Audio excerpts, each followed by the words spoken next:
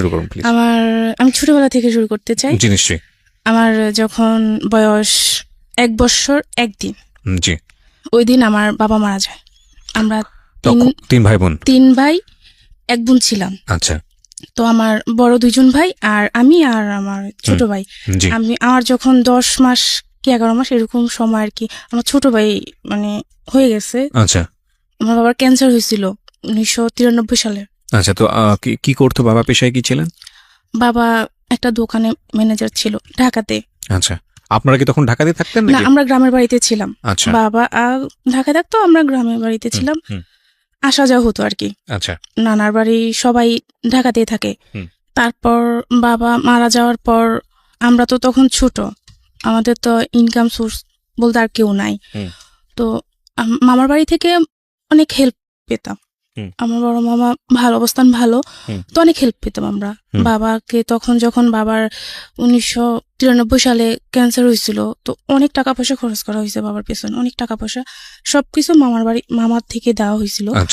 তারপর নানা ভাই বা মামারা চাইছিল যে মাকে নিয়ে যাবে, কিন্তু আমরা 4টা ভাই বোন কি করবো, দাদা দাদি তখন চাইতেছে না যে না আমার এত ছোট ছোট নাতি নাতনি ফেলে মানে বউকে আমরা দিব না। তো আমার কাকু ছিল, অবিবাহিত ছিল। এখন সবাই ডিসিশন নিল যে কাকার জন্য মাকে রেখে দিবে, যেহেতু আমরা সবাই ছোট। বাবার ছোট ভাই? হ্যাঁ, বাবার ছোট ভাই রেখে দিবে, এটাই ভালো হবে। তো প্রথমত মা রাজি ছিল না, পরে যখন আস্তে আস্তে সবাই বুঝালো নানা বাড়িতে রাখবে ঠিক আছে, আমাদেরকে নিয়ে যাবে, আমরা গ্রামের বাড়িতে থাকবো, তারপরও কোনো একটা প্রবলেম হবে, মানুষ একটা কথা বলে ফেলবে, কারো মুখ তো আর চাপা দিয়ে রাখতে পারবে না। সবাই বুঝাচ্ছে এটা যে ওরা থাকবে ওদের বাবার বাড়িতে থাকবে, ভালো থাকবে, আর এটা তো অন্য কেউ না, নিজের আপন কাকা। তো এটা বলার পর বাবা মারা যাওয়ার 3 বছর পর মায়ের সাথে আর কি বাবার বিয়ে হয়। হ্যাঁ, বিয়ে হওয়ার পর ভালো, আমাদের বাবা নাই, বাবা মরে গেছে এটা আমরা বুঝতে পারিনি। ছোট তখন আমাদের বয়স 3-4 বছর, আমার ছিল, আমার ছোট ভাইয়ের 3 বছর এরকম। আমরা মানে বাবার অভাবটা কি আমরা বুঝতে পারিনি, কখনো বুঝতে পারিনি। মানে আপনি ছোটবেলা থেকেই জেনেছেন যে কাকাই হচ্ছে আপনার বাবা? কাকা এতটুকু জানতাম। মানে আস্তে আস্তে যখন বড় হলাম আমরা সবাই কাকা ডাকতাম, তো এটা নিয়ে মানে কেউ বলতো কেন কাকা ডাকিস, এত আদর করে বাবার ডাক, কাকা জানছি কাকাই, মানে এতটুকুই, কিন্তু আমাদের বাবার মতো সবকিছু তো আমাদের কাকা। আচ্ছা। আমি পড়াশোনায় মোটামুটি ভালো ছিলাম।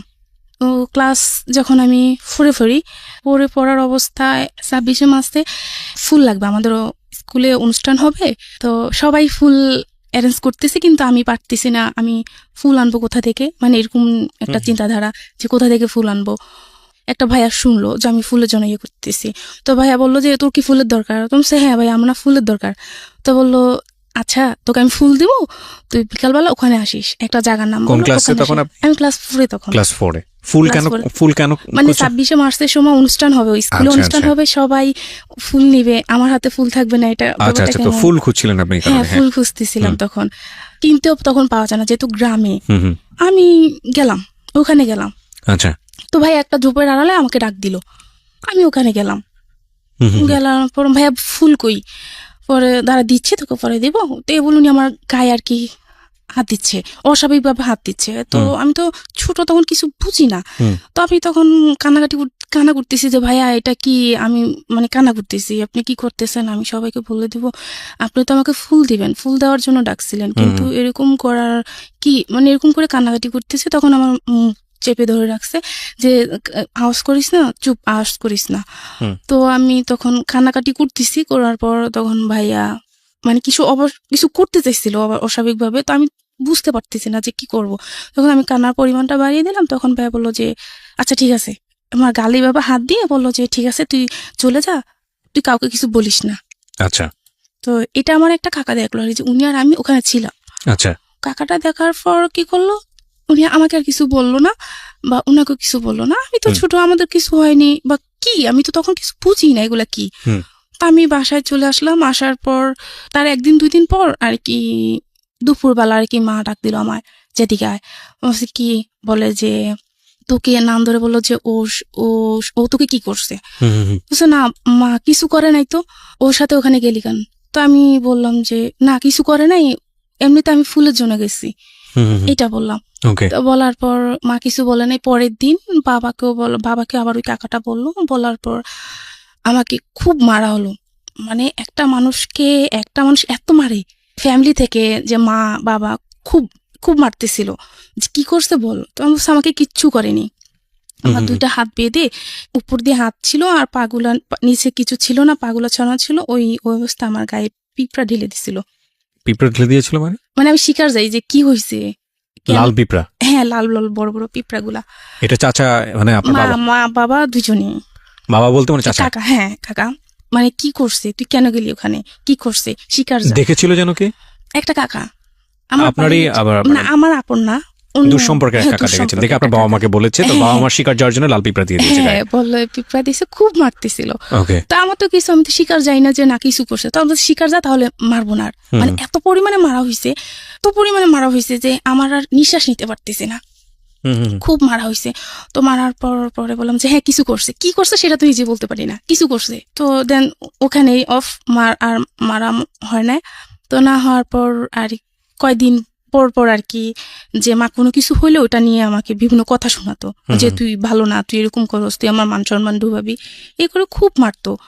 আর আমি খুব কালো ছিলাম। আচ্ছা।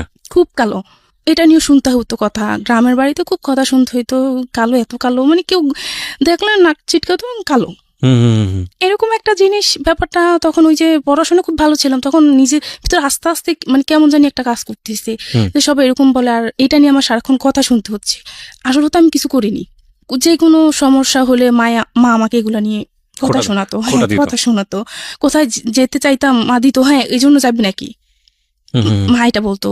মা এখন বুঝি হয়তো মা শাসন করতেছে, কিন্তু শাসন করাটা এভাবে হয়তো উচিত ছিল না, বোঝাতে পারতো, তো এটা না করে এরকম করতো। তো আমি খুব ডিপ্রেশনে ভুগতেছিলাম, যে কারো কাছে কিছু বলতে পারতাম না, কিন্তু নিজে নিজে একা একা বসে কাঁদতাম।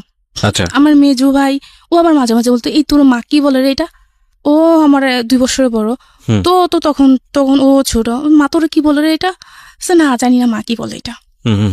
তো মা যখন ওই ছেলেটার বাবার নাম উল্লেখ করে বলতো, ওই ছেলের সাথে এরকম করতে চাস, কোথাও যাবি, কোথাও যাওয়ার নাম করলে হ্যাঁ ওর কাছে যাবি, মানে এরকম কিছু। তো ভাই বলতো, ওর নাম কেন বলে, আমি জানি না রে, আচ্ছা বাদ দে না। তো আমরা ভাই বোন, ছোট মেজো ভাই আর আমি খুব মিল ছিলাম, মানে খুব মিল। যা সমস্যা তো দুজন দুজনকে খুব ভালোবাসতাম, ভাই বোন দুজনকে। তো এরকম চলতে চলতে ক্লাস 7 চলতেছে, পড়াশোনা যে ওই যে একটা ভালো একটা পড়াশোনা একটা পর্যায়ে ছিল, ওটা আস্তে আস্তে নষ্ট হয়ে গেল। আমি আর পড়াশোনাটা ঠিক মতো নিতে পারছি না। এটা হওয়ার পর আমি যেটার সঙ্গে জড়িত না, সেই দোষটা আমার কাছে আসছে, এবং এটা নিয়ে খুব বেশি বাড়াবাড়ি করছে ফ্যামিলি। ওই যে আমি কালো, মানে কেউ তাকে আসছে হয়তো বলতেছে যে তুমি তো তোমার গোষ্ঠীর বাহিরে, তবে একটা কাজ হতো, যদি ফর্সা হতো চেহারাটা মোটামুটি ভালো হতো। এগুলো নিয়ে আপনাকে বলছিল? খুব বলা হতো। মানে আমি শুনতাম, কিন্তু কাউকে কিছু বলতাম না, মাকেও বলতাম না যে মা এই আমাকে এটা বলে, কোনোদিনও মাকে কিছু বলতাম না, যে যাই বলুক না কেন। এরকম করতে করতে আমার আর মানে পড়াশোনার দিকে আর মন নাই, ওই এসব নিয়ে সারাক্ষণ চিন্তাধারা ছিল। তো ক্লাস 6-এ যখন উঠি, তখন মানে খুব অসুস্থ হয়ে যাই আমি এসবই এর ভিতরে। তো ডাক্তার বলতে এই সেই জন্ডিস, এই সেই রোগ, কিন্তু আসলে না, মানে মূলত আমার কি সমস্যা সেটা আমিই বলতে পারবো, যে আমি এগুলো নিয়ে খুব টেনশন করি, যে কি হলো, মানে কেন এরকম হচ্ছে আমার সাথে।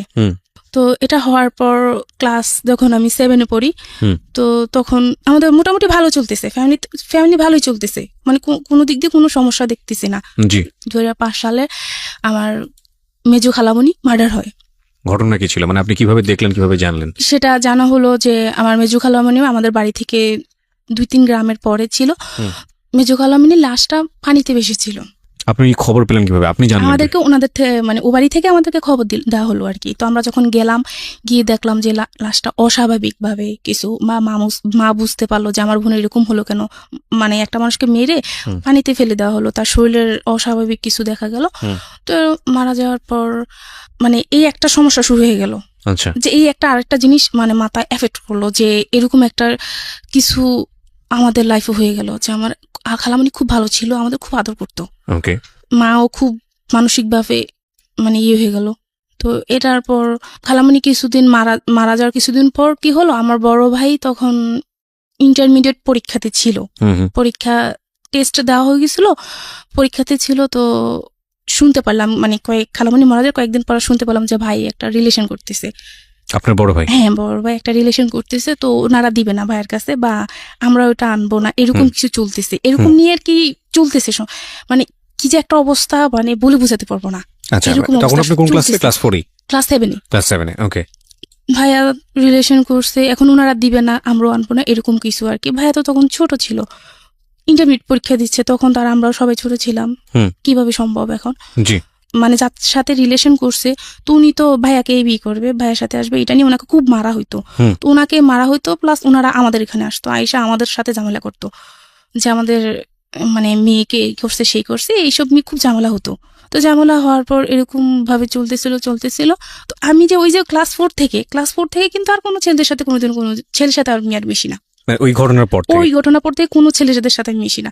এবং বাড়িতে কোনো ছেলে আমার পরিচিত হোক অপরিচিত হোক, কারোর সাথে কোনো কথা নাই। স্কুলে যেতাম, আসতাম, পড়াশোনা করতাম, যতটুকু পারতাম, এভাবে চলতো। আচ্ছা, এখানে চলতেছে এই সমস্যাটা ভাইয়ের ইয়েটা নিয়ে। তো ভাইয়াকে তখন আর ইন্টারমিডিয়েট পরীক্ষাটা দেওয়া হয়নি, ভাইয়াকে ঢাকায় পাঠিয়ে দেওয়া হলো মামার কাছে।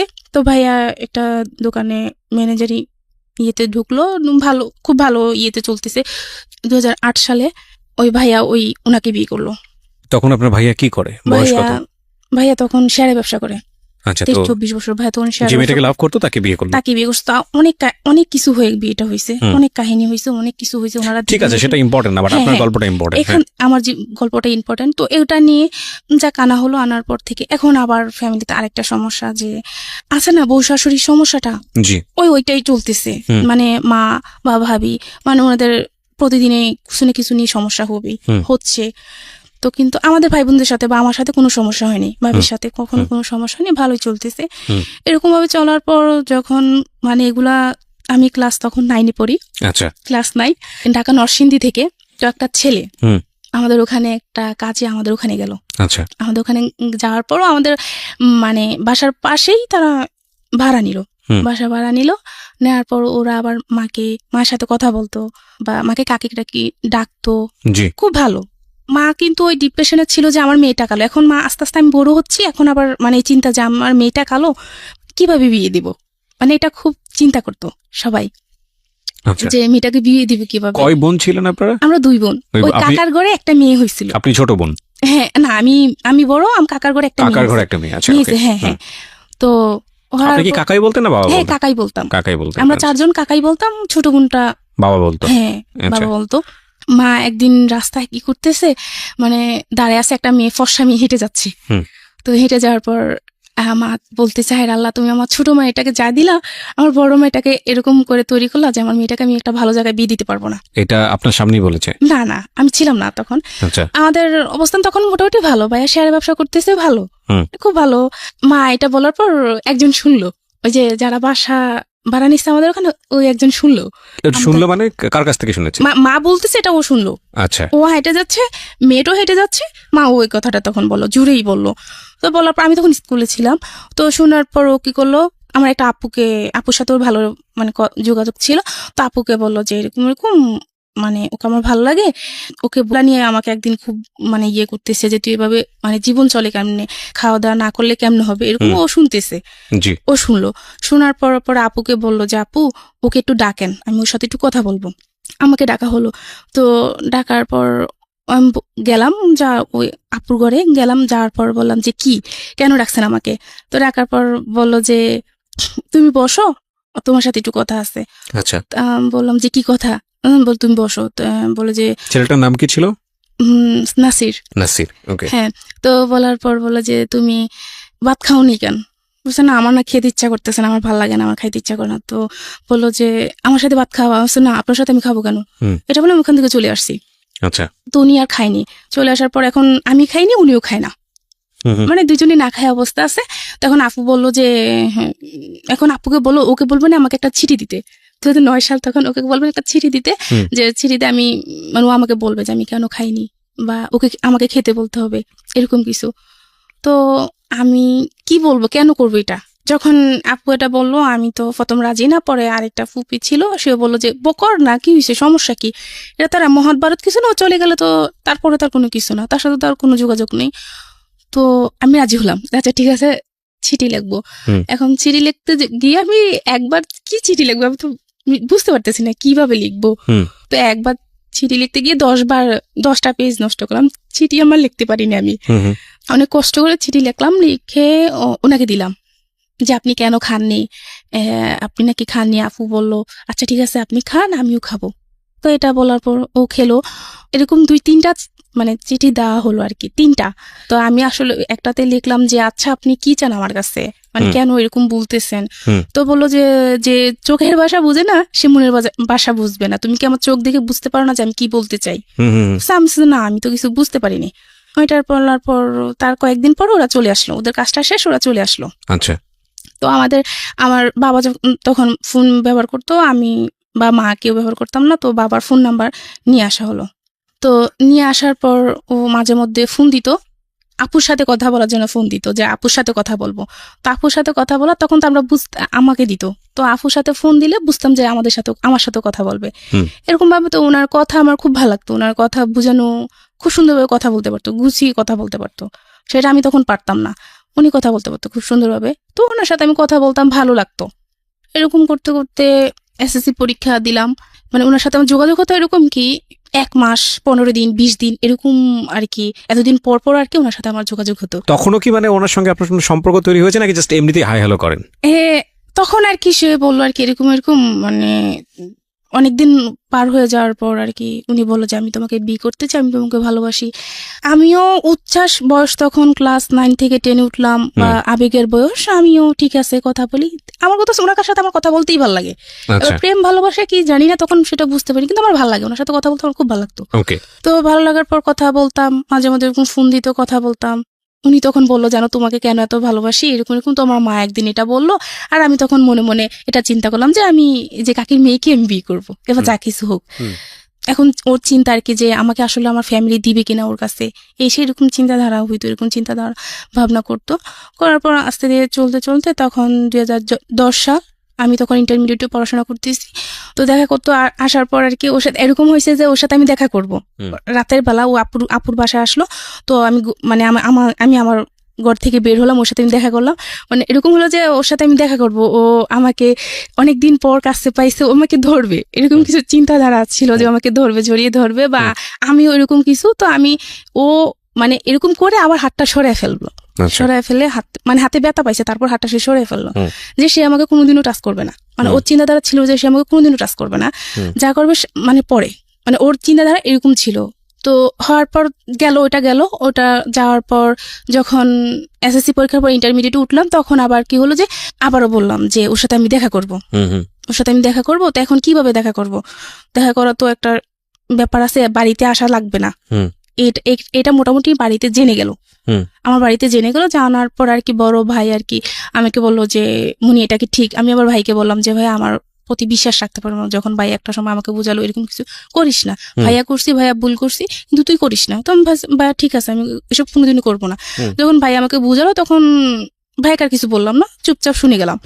এখন 2010 সালে ওর সাথে আমার দেখা করতে হবে, যখন ইন্টারমিডিয়েটে পড়তেছি তখন বললাম যে ওর সাথে আমি দেখা করবো। ওকে ফোন দিলাম, তো ফোন দেওয়ার পর একটা জায়গা সিলেক্ট করা হলো যে এখানে দেখা করব। দেখার পর তো ও আমাকে আসার আগে বললো যে আমি তোমাকে দেখা করব, তবে আমি তোমার কাছে একটা জিনিস চাইবো, তুমি কি সেটা দিবা? ও তখন নারায়ণগঞ্জে, কি নাম ছিল ছেলেটার? নাসির। হ্যাঁ নাসির তখন বললো যে আমি তোমার সাথে দেখা করব, তুমি কি সেটা দিবা? তো বললাম যে কি? তো বললো যে আমি তোমাকে একটা কিস করব। তো আমি তখন বললাম যে তোকে না আমি থাপড়ায় নারায়ণগঞ্জ আবার পাঠাই দেবো। নাসিরকে বললাম, হ্যাঁ ডাইরেক্ট আমি এটা বলতেছি ওকে। তো বলতেছে, হাসতেছে, বলতেছে দেখ পাগলি বলে কি, ও আমাকে সবসময় পাগলি বলতো আর কি। যাক হলো, তো ওর সাথে আমার দেখা করার আসলো। আর আসার পর আমার একটা আপুর বাসায়, অন্য আর একটা আপুর বাসায় দেখা করলাম। দেখা করার পর ওর সাথে তাও আমার দূরত্ব 2.5 হাত 3 হাতের মতো এরকম দূরত্ব বেজায়, কথা বললাম, দেখা করলাম। করার পর ও চলে আসলো নারায়ণগঞ্জে, আমি চলে গেলাম বাসায়। তো তারপরে সে ফোন দিল আমাকে, ফোন দিয়ে বললো যে জানো আমি তোমাকে চাইলে কিছু করতে পারতাম, চাইলে তোমাকে একটা কিস করতে পারতাম, কেন করিনি জানো? বললাম যে কেন? যে আমি যদি তোমাকে এখন একটা কিস করি তাহলে এখানে সবকিছু শেষ। আমি জানি তুমি কেমন ধরনের মেয়ে, এখানে সবকিছু তুমি শেষ করে দিতা, কিন্তু আমি সেটা করিনি। আমার দরকার তোমাকে সারাটা জীবন, আমার সারাটা জীবন ভালোবাসা নিয়ে আমি থাকতে হবে, তোমার ভালোবাসা নিয়ে। তো আমি এই সামান্য কতটুকু একটা কিসের জন্য আমি আমার সারাটা জীবন নষ্ট করতে চাই না, আমার ভালো বাসার মানুষটাকে আমি হারাতে চাই না। ঠিক আছে, আপনাদের মধ্যে এই ধরনের কিছু কথোপকথন হয়েছে। হ্যাঁ, এটা যখন শুনলাম, এটা শোনার পর আমি তো মানে তখন বললাম যে না, একে ছাড়া যাবে না। মানে সামহাও আপনার তাকে এই ধরনের কথার পরে খুব ভালো লেগে গেল। হ্যাঁ, ভালো লেগে গেল, একে ছাড়া যাবে না। তো আচ্ছা, আমি পড়াশোনা করতেছি, পড়াশোনা করি, ওর ভাবে থাকুক। যেহেতু সবাই বলতো যে আমি কালো, আমার বিয়ে হবে না এই সেই, তাহলে তো আমার সমস্যা নেই, আমি পড়াশোনা করি, ওর কাজ করুক। তখন ওই বাইরে চলে যাবে। আচ্ছা, তো কলেজে যখন লেখাপড়া করতেছি, মানে সবার একটাই কথা, তুই এত কালো কিছু ব্যবহার করতে পারিস না, কিছু ব্যবহার কর। এখনকার মেয়েরা কত কিছু ব্যবহার করে, কিছু ব্যবহার করে ফর্সা হ, মানে এরকম কিছু বলতেছে। এমন ফ্রেন্ড আছে যে টাকা ধার নিল, তো টাকা ধার বদলে কি বললো যে আচ্ছা ঠিক আছে টাকাটা পরে দিচ্ছি, এ বলে দোকান থেকে আমাকে ফর্সা হওয়ার ক্রিম দিচ্ছে। জিনিসটা কেমন? আচ্ছা তুই এটার দরকার কি? আমি যেমন তেমনই থাকি না, জি, দরকার কি? এটা করলাম, কয়দিন পর তো আমি আবার যে শো হয়ে যাব, তো দরকার কি? তার থেকে এমনি থাকা ভালো। এরকম করে চলতেছিল। আমি যখন প্রাইভেট ইন্টারমিডিয়েট পরীক্ষাতে ছিলাম, তখন আমি হিসাব বিজ্ঞান প্রাইভেট পড়তাম একটা ম্যামের কাছে। তো আমার হিসাব বিজ্ঞান খুব ভালো ছিলাম, খুব ভালো স্টুডেন্ট ছিলাম, যে কোনো কিছু আমাকে দেখাতো, একটা চ্যাপ্টার একটা কিছু দেখাতো, দ্বিতীয়বার দেখাতে হতো না। তো এভাবে ভালো মোটামুটি ওই যে ক্লাস 4 থেকে ছেলেদের সাথে কথা বলা বন্ধ হয়েছে, এখন ওই যে মানে আস্তে আস্তে ছেলেদের সাথে মিশতেছি। এবার একজনের সাথে ভালোবাসার সম্পর্ক হোক আর ওদের সাথে ক্লাসমেট হোক, এভাবে চলতেছে, মিশতেছি। মিশার পর ওদের সাথে ভালোভাবে চলতেছি, পড়াশোনা করতেছি। তো মেয়েদের সাথে যাদের সাথে মিশি, একজনকে বলতেছে আর কি যে ও খুব ভালো মেয়ে। আমার একটা ফ্রেন্ড ওর আরেকটা ভাইকে গিয়ে বলতেছে ও খুব ভালো মেয়ে, মানে ওর সাথে নির্দ্বিধা চলা যায় যে কোনো জায়গাতে, খুব ভালো মেয়ে। হ্যাঁ, বলতেছে। তো বললো যে আচ্ছা ঠিক আছে, ও কেমন ভালো মেয়ে দেখবো, তোর ওর নাম্বারটা দিস। এটা বলার পর তো বললো যে তো নাম্বার ইউজ করে না, কোনো নাম্বার ইউজ করে না, ওকে আর মানে ওর নাম্বার দেওয়া যাবে না। তো আচ্ছা ঠিক আছে, ওকে দেখবো, মানে অতটুকু ওখানে অতটুকু। আর যে এই যে এর সাথে যে আমি দেখা করলাম, ইয়ে করলাম, তারপর থেকে ওর সাথে আমি মানে যোগাযোগ বন্ধ করে দিলাম, যে এর সাথে আমি এখন কথা বলবো না, দেখি না ও মানে ভালো কোনো পজিশনে যায় কিনা। ওর মায়ের নাম্বার তো আমার কাছে আসছে, ভালো একটা পজিশনে যখন যাবে তখন আমিও আমার পড়াশোনাটা শেষ করি। সবকিছু মাথা থেকে দূরে ফেলে আমি আমার পড়াশোনাটা করি। আমার খুব ইচ্ছা ছিল যে আমি অ্যাকাউন্টিং এ অনার্স করবো, এরকম ইচ্ছা ছিল। তো তখন আপনি ইন্টারে পড়েন? ইন্টারে পড়ি, ইন্টার পরীক্ষার্থী তখন, পরীক্ষার্থী। তো আমার যখন পরীক্ষা চলে আসতেছে, এখন আমার ফোনের দরকার। মেজু ভাইকে বললাম, দেখ ভাই, এখন তো আমার পরীক্ষা চলে আসছে, এখন আমি কি করবো, আমার তো ফোনের দরকার। এখন বলতেছে আচ্ছা ঠিক আছে, আমি ভাইকে বলবো। এদিকে মানে সাংসারিক ভাবে যেটা হচ্ছে যে ভাই বা মায়ের সাথে ভাবির সাথে প্রবলেম চলতেছে অনবরত। এখন যুদ্ধ চলতেছে। এখন সবাই বলতেছে যে এভাবে তো হয় না, মেয়েটাকে বিয়ে দিয়ে দাও, যেহেতু মেয়েটা বড় হয়েছে, মেয়েটাকে বিয়ে দিয়ে দাও। এরকম ভাবে সংসার তো নষ্ট হয়ে যাচ্ছে। এখন 2 দিন পর মেয়েটা দেখতে এমনিতেই কালো, তারপর যদি সমস্যা এরকম, মানে ফ্যামিলিতে এরকম সমস্যা, কেউ ভালো কোনো জায়গা বিয়ে দিতে পারবে, এমনিতে তো ভালো জায়গা বিয়ে দিতে পারবে না, এরকম মানুষ বলে, মুখের উপরে এসব কথা বলে, খুব খারাপ লাগে। তো এসব চলতে ছিল। তো ভাই আমাকে ফোন দিল, যখন মেজো ভাই বললো যে ভাই ওকে ফোন দেন, ওর তো এখন ফোনটা লাগে, যেহেতু সবার সাথে যোগাযোগ করতে হবে, পরীক্ষা চলে আসছে। তো এটা বলছে, ভাইয়া ফোন দিছিল আমাকে। ফোন দেওয়ার পর ওই যে আমার যে ফ্রেন্ড বললো যে আমার নাম্বার দেওয়ার জন্য, ওকে আমার ওই মেয়ে বন্ধুটা ওকে নাম্বার দিল। দেওয়ার পর ফোন না 2-3 দিন পর নাম্বার দিল, ও আমাকে ফোন দিচ্ছে, SMS দিচ্ছে। তো আমি তো ফোন পিক করতেছি না, বা SMS কে আপনি, SMS এ বলতেছি আপনি কে, কেন আমাকে ডিস্টার্ব করতেছেন, এই সেই, মানে এরকম চলতেছে। ও অন্য জায়গার পরিচয় দেয়, দেওয়ার পর নাম্বারে ফোন দিল। আমি আমার ক্লাসমেটই, ওই ছেলেটা আমারই ক্লাসমেট। আপনাকে আমি ওকে দেখিও না, চিনিও না কোনোদিনও। আচ্ছা, কিন্তু ও ওই নাম্বারটা নিয়েছে। হ্যাঁ, ওর একটা বোন থেকে আর কি, ও আমাদের সাথে পড়তো। তো নেওয়ার পর আপনার নাসিরের সঙ্গে যোগাযোগ অফ? হ্যাঁ, ওর সাথে আমার যোগাযোগ সম্পূর্ণ অফ। ওকে। ফোন দেওয়ার পর এরকম করতেছে, মা শুনলো। আমি যখন বললাম যে আপনি আমাকে ফোন দিন না, আমার প্রবলেম হবে এসে, তখন মা শুনলো। মা তো শোনার পর আমার সাথে খুব মানে রাগারাগি করতেছে। তো রাগারাগি করার পর আমি কি করলাম, মাকে, ভাইয়াকে, বড় ভাইয়া তখন বাড়িতে ছিল, ভাইয়াকে ফোনটা দিয়ে দিলাম যে ভাইয়া ধরেন কে ফোন দিচ্ছে, আমি চিনি না ওকে, আপনি কথা বলে দেখেন। তখন ভাইয়া কথা বললো যে ভাইয়া আসলে আমি ওর ক্লাসমেট, ও আমাকে কখনো দেখেনি, ওর সম্পর্কে আমি অনেক জানছি, জানার পর আমার ভালো লাগলো, এই জন্য ওর সাথে আমি একটু কথা বলতে চাইছি, আর ওর সাথে আমি ফ্রেন্ডলি কথা বলবো, আমি কথা দিচ্ছি ওর সাথে আমি ফ্রেন্ডলি কথা বলবো। তো বললো আচ্ছা ঠিক আছে। যখন আমার ক্লাসমেটে এরকম কথা বলে আমার ভাইয়ের কাছে, যে খুব ভালো মেয়ে ভাইয়া, ওর সাথে আমি কথা বলবো, তখন ভাইয়া বললো যে আচ্ছা ঠিক আছে। তো ভাই আয়শা বললো যে তুই কথা বলিস ওর সাথে, তোরই ক্লাসমেট। ও তখন ওর সাথে কথা বলতে লাগলাম, মাঝে মধ্যে কথা বলতো, ফোন দিত। তো ও তখন মানে ওর সম্পর্ক ছিল, তো বলতো আমাকে যে ওর বাবার সম্পর্কে আমাকে বলতো আজকে কিসের বলছে, সম্পর্ক সে বলছে। ছিল? মানে ওর প্রেমের একটা সম্পর্ক ছিল অন্য একটা মেয়ের সাথে। ছেলেটার নাম কি ছিল? সাদ্দাম। সাদ্দামের সঙ্গে আপনি কথা বলতেন, আপনার ক্লাসমেট সে? হ্যাঁ হ্যাঁ, ওর আবার অন্য একটা মেয়ের সঙ্গে মেয়ের সম্পর্ক, সাথে হ্যাঁ সেটা সম্পর্ক আপনাকে ছিল। বলতো? হ্যাঁ আমাকে বলতো। আচ্ছা। তো আমাকে বলার পর এভাবে চলতেছিল, তখন ইন্টারমিডিয়েট পরীক্ষা শুরু হয়ে গেল। ও আমি যখন আবার মানে প্রাইভেট পড়তাম না, এখন তখন আবার মানে ক্লাসমেট একজনকে জিজ্ঞাসা করে না যে তুই ইন্টারমিডিয়েটের পরে কোথায় অ্যাডমিশন নিবি, একজনকে বলে না। তো আমি তখন বলতাম যে আমি কুমিল্লাতে বা ঢাকাতে অন্য কোনো জায়গায় পড়াশোনা করবো, অ্যাটলিস্ট এখানে পড়াশোনা করবো না। কুমিল্লা ভালো কোনো কাম দিলাম, একটা হাসি দিলাম, মানে ওটাই, অতটুকুই চলে আসলাম। তো ওখানে ওই হাসিটা দেখাটা ওনাদের পছন্দ হয়েছে। পছন্দ হওয়ার পর ওনারা চলে গেল। চলে যাওয়ার পর আমি তো তখন পরীক্ষা দিব, পড়াশোনা করতেছি, আমি ওসব নিয়ে ব্যস্ত। পরের দিন ভাইয়াকে ফোন করা হলো যে আপনারা আসেন, আপনাদের বোন আমাকে পছন্দ হয়েছে, আপনারা আসেন। তো এটার পর ভাইয়া গেল। যাওয়ার পর ভাইয়া ছেলের নাম জানলো, পরিচয় জানলো, সে কোথায় থাকে এতটুকু জানলো। জানার পর ভাইয়া যখন সবাইকে বললো যে এরকম ভাইয়ার ফ্রেন্ড সার্কেল আমাদের গ্রামের পাশাপাশি, তো ফ্রেন্ড সার্কেল জানানোর পর সবাই বললো যে হ্যাঁ ছেলে খুব ভালো আর দেখতে মাশাআল্লাহ অনেক স্মার্ট। ওই অতটুকুই, মানে সবার পছন্দ হয়েছে। এবার ছেলে তাদের ফ্যামিলির ব্যাকগ্রাউন্ড কি, সে পড়াশোনা কতটুকু করছে, এটা দেখার বিষয় না কারো। ছেলে দেখতে ভালো। আর মামাকে, আমার বড় মামাকে জানানো হলো। তো আমার বড় মামা তো আমাদের ফ্যামিলি সবকিছু, আমাদের এই যে ফ্যামিলিতে যত কিছু হোক বড় মামা আমাদের অনেক হেল্প করছে। আমাদের এখানে এতটুকু আজকে এখানে আসার পেছনে তো বড় মামা, এরকম আর কি। মামাকে বললো, মামাও বললো না ছেলে খুব ভালো, মানে মা বলছে কোনো সমস্যা নেই, রাজি হয়ে যা। তো সবার চিন্তাধারা এটা ছিল বাড়িতে কি আছে না আছে সেটা দেখার বিষয় না, বিয়ের পর তুমি কে ঢাকা রাখবে। রাজি হয়ে গেল সবাই। তো ভাই দেখে আসলো। পরের দিন আমি আমার ইকোনমিক্স পরীক্ষা চলতেছিলাম, পরীক্ষার জন্য আমি মানে প্রস্তুতি নিতেছি যে আমি পরীক্ষা দিতে যাব। তখন ভাইয়া বললো যে মেহমান আসবে, পরে যাস। তখন বিকালবেলা পরীক্ষা ছিল আমার, যে মেহমান আসবে পরে যাস। তখন কি মেহমান আসবে? পরে বললো যে পরে মা বললো তোকে দেখতে আসবে, ভাবি বলে দেখতে আসবে, পরে যাস। আচ্ছা ঠিক আছে। তো ওনাদের সামনে ওনারা আসলো, ওনাদের সামনে নেওয়া হলো। ওনারা দেখলো আমাকে, শাড়ি পরিয়ে দেখলো, থ্রি পিস খুলে দেখলো, মানে যে থ্রি পিস পরিয়ে দেখলো, যেভাবে ইচ্ছা ওনারা দেখলো, আমাকে হাঁটালো, কথা বললো, ওনাদের সাথে খাওয়ালো, সবকিছু হলো। হওয়ার পর আমি পরীক্ষা দিতে চলে গেলাম। আর এদিক দিয়ে ওনারা থেকে গেল আমাদের বাসায়। থাকার পর ওনারা কথা টথা সবকিছু ফাইনাল করলো। দিনটা ছিল সোমবার, যে বুধবার দিন ছেলে আসবে, মেয়ে যেহেতু এখন পরীক্ষা, তো কাবিনটা হয়ে যাবে। তারপর যার বাড়ি শেষে এতটুকু পরীক্ষার পর আর কি আমরা অনুষ্ঠান করব, অনুষ্ঠান করে আমরা বউ নিব, অতটুকু কথা শেষ। আমি বাড়িতে আসলাম। আপনি তো বুঝতে পারছিলেন যে আপনার বিয়েটা হয়ে যাচ্ছে? না, তখনও জানি না। মানে এত কিছু হচ্ছে, আপনি বাড়ির ছেলের সামনে যাচ্ছেন, হাসি দিয়ে চলে আসতেছেন, এটা তো বোঝাই যাচ্ছে যে কিছু একটা হচ্ছে। না, আমি তখন বুঝতে পারিনি যে বিয়ে হবে আমার, মানে ওই তারপর মূলত ওই আপনার মা যে আপনার ফোনে একটা কনভারসেশন শুনেছিল যে আপনি ফোন দিয়ে না, আমার বাসায় ডিস্টার্ব হবে, এরপর থেকে আপনার ফ্যামিলি অনেক সিরিয়াস হয়ে গেছে যেভাবে হোক। এটা না। তাহলে ওই যে আমি নাসিরের সাথে দেখা করছি, ওটা শোনার 15 দিন পরে এই ঘটনাগুলো হচ্ছে। আচ্ছা, তার মানে এই ঘটনার প্রেক্ষিতেই আপনার ফ্যামিলি চিন্তা করেছে বিয়ে সাথে দিয়ে দিই, তারপরে যা হওয়ার হবে। হ্যাঁ, আর ফ্যামিলি তো যে দুর্যোগ চলতেছে, বর্ষাশুর যুদ্ধ, বুঝতে পেরেছি। বলেন এসব নিয়ে তো মানে মেয়েটাকে বিয়ে দিয়ে দিলে ভালো হবে, এরপরে ছোট একটা মেয়ে আছে, ওটাকে পরে দেখা যাবে, এরকম কিছু আর কি। তখন আমি কলেজ থেকে আসলাম, পরীক্ষা দিয়ে আসার পর আর কি শুনলাম যে আমার বিয়ে ঠিক হয়েছে, বুধবার দিন বিয়ে হবে।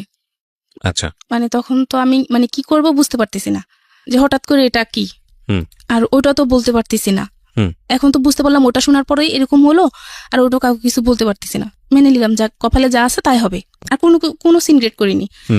না করার পর তখন কি হলো, বুধবারে ওরা আসলো। এখন আসার পর আর কি ওরা দেখলো, এখন আবার দেখবে, বিয়ে হবে আগে দেখবে, ছেলে দেখবে। তারা কিন্তু ছেলে দেখে নাই, ওর মা আর ওর বোন, ওর ভাই দেখলো আমাকে, কিন্তু ও দেখলো না। এখন ও আসলো, ও দেখলো। আপনি ছেলে দেখেছেন ওই সময়টাতে? না, আপনি না, ওকে আমি তখনও দেখিনি। আচ্ছা, দেখলো, দেখার পর বললো যে আচ্ছা আমার তো মেয়ে পছন্দ হয়েছে, আজকে ওর সবকিছু থাকুক, মানে আমাদের ভালো একটা আয়োজন করা হয়েছে। সবাই জানলো যে মানে ওর বিয়ে, নিপার বিয়ে, সবাই জানে এটা। সবাইকে মোটামুটি দাওয়াত দেওয়া হয়েছে, ছোটখাটো অনুষ্ঠান যাকে বলা হয় আর কি, মোটামুটি সবাই জানলো যে আমার বিয়ে আজকে। তো তখন বললো যে আমার মেয়ে পছন্দ হয়েছে। আচ্ছা, এটা তো আমাদের বাবা চাচা কাউকে আনেনি, শুধু ও আসলো ওর কোনো কয়টা ফ্রেন্ড নিয়ে। তখন সবার মনে খটকা লাগলো, কিছু নিয়ে আসেনি। একটা বিয়ে করতে আসবে, একটা শাড়ি তো নিয়ে আসবে, কিছু নিয়ে আসেনি। তো তখন সবার মনে একটা খটকা লাগলো, লাগার পর আর কি ওর যেটা হলো যে আমাকে ওর পছন্দ হয়নি। মানে বুঝলাম না ঠিক, আপনাকে দেখে পছন্দই করলো, আবার পছন্দ হয়নি বলতে? মানে ওর ফ্যামিলি পছন্দ করলো, ও এটা বললো আর কি, মিথ্যা বললো। যে আমার মেয়ে পছন্দ হচ্ছে, আমি আগামীকাল আমার বাবাকে পাঠাবো, আমার কাকাকে পাঠাবো, পাঠিয়ে তারপর মানে বিয়ে ডেট ফিক্সড করবো। আচ্ছা, এটা বলে ও চলে গেল। এখন তো সবাই মোটামুটি বুঝতে পারলো যে কিছু একটা সমস্যা। পর ও ফোন দিয়ে বললো যে এরকম এরকম, এখন না বিয়েটা পরে, ওকে টেনশন করতে বলেন না, ওকে পড়াশোনা করতে বলেন। তো ওকে বিভিন্ন জন ভাইয়ের বিভিন্ন ফ্রেন্ড সার্কেল এসে মানে বিভিন্ন মানুষ বুঝালো, বা ওদের বাড়ি থেকে যখন ওদের বাড়িতে গেলাম তখন শুনতে পেলাম আর কি, আমার শাশুড়ি টাশুড়ি সবাই বুঝালো যে মেয়েটা ভালো, দেখ কিচ্ছু হবে না, বিয়ে কর, কি হয়েছে, কালো হয়েছে তাতে কি, কিছু হবে না। এটা করে ওকে বোঝানো হলো। বোঝানোর পর পরের দিন বৃহস্পতিবার ও আবার ভাইয়ের সাথে মিট করলো যে আপনি আসেন, আপনার সাথে দেখা করবো। তো দেখা করার পর আবার বিয়ে ঠিক করলো শুক্রবার দিন আবার বিয়ে ঠিক করলো।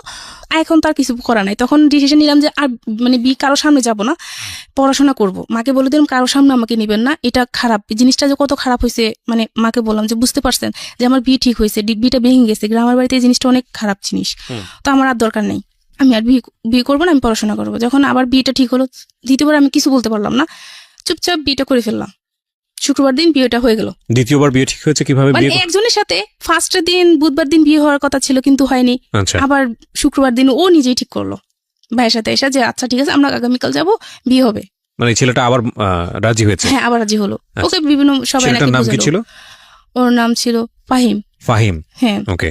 বিয়ে হওয়ার পর যখন ওকে আর আমাকে আর ওদের বাড়িতে না হয় না, আমাদের বাড়িতে রাখলো যেহেতু পরীক্ষা, তো ওকে আর আমাকে একটা ঘরে দেওয়া হলো। দেওয়ার পর ওকে আমি দেখলাম, ওকে দেখার পর তো আমি মানে পুরা প্রেমে পড়ে গেলাম।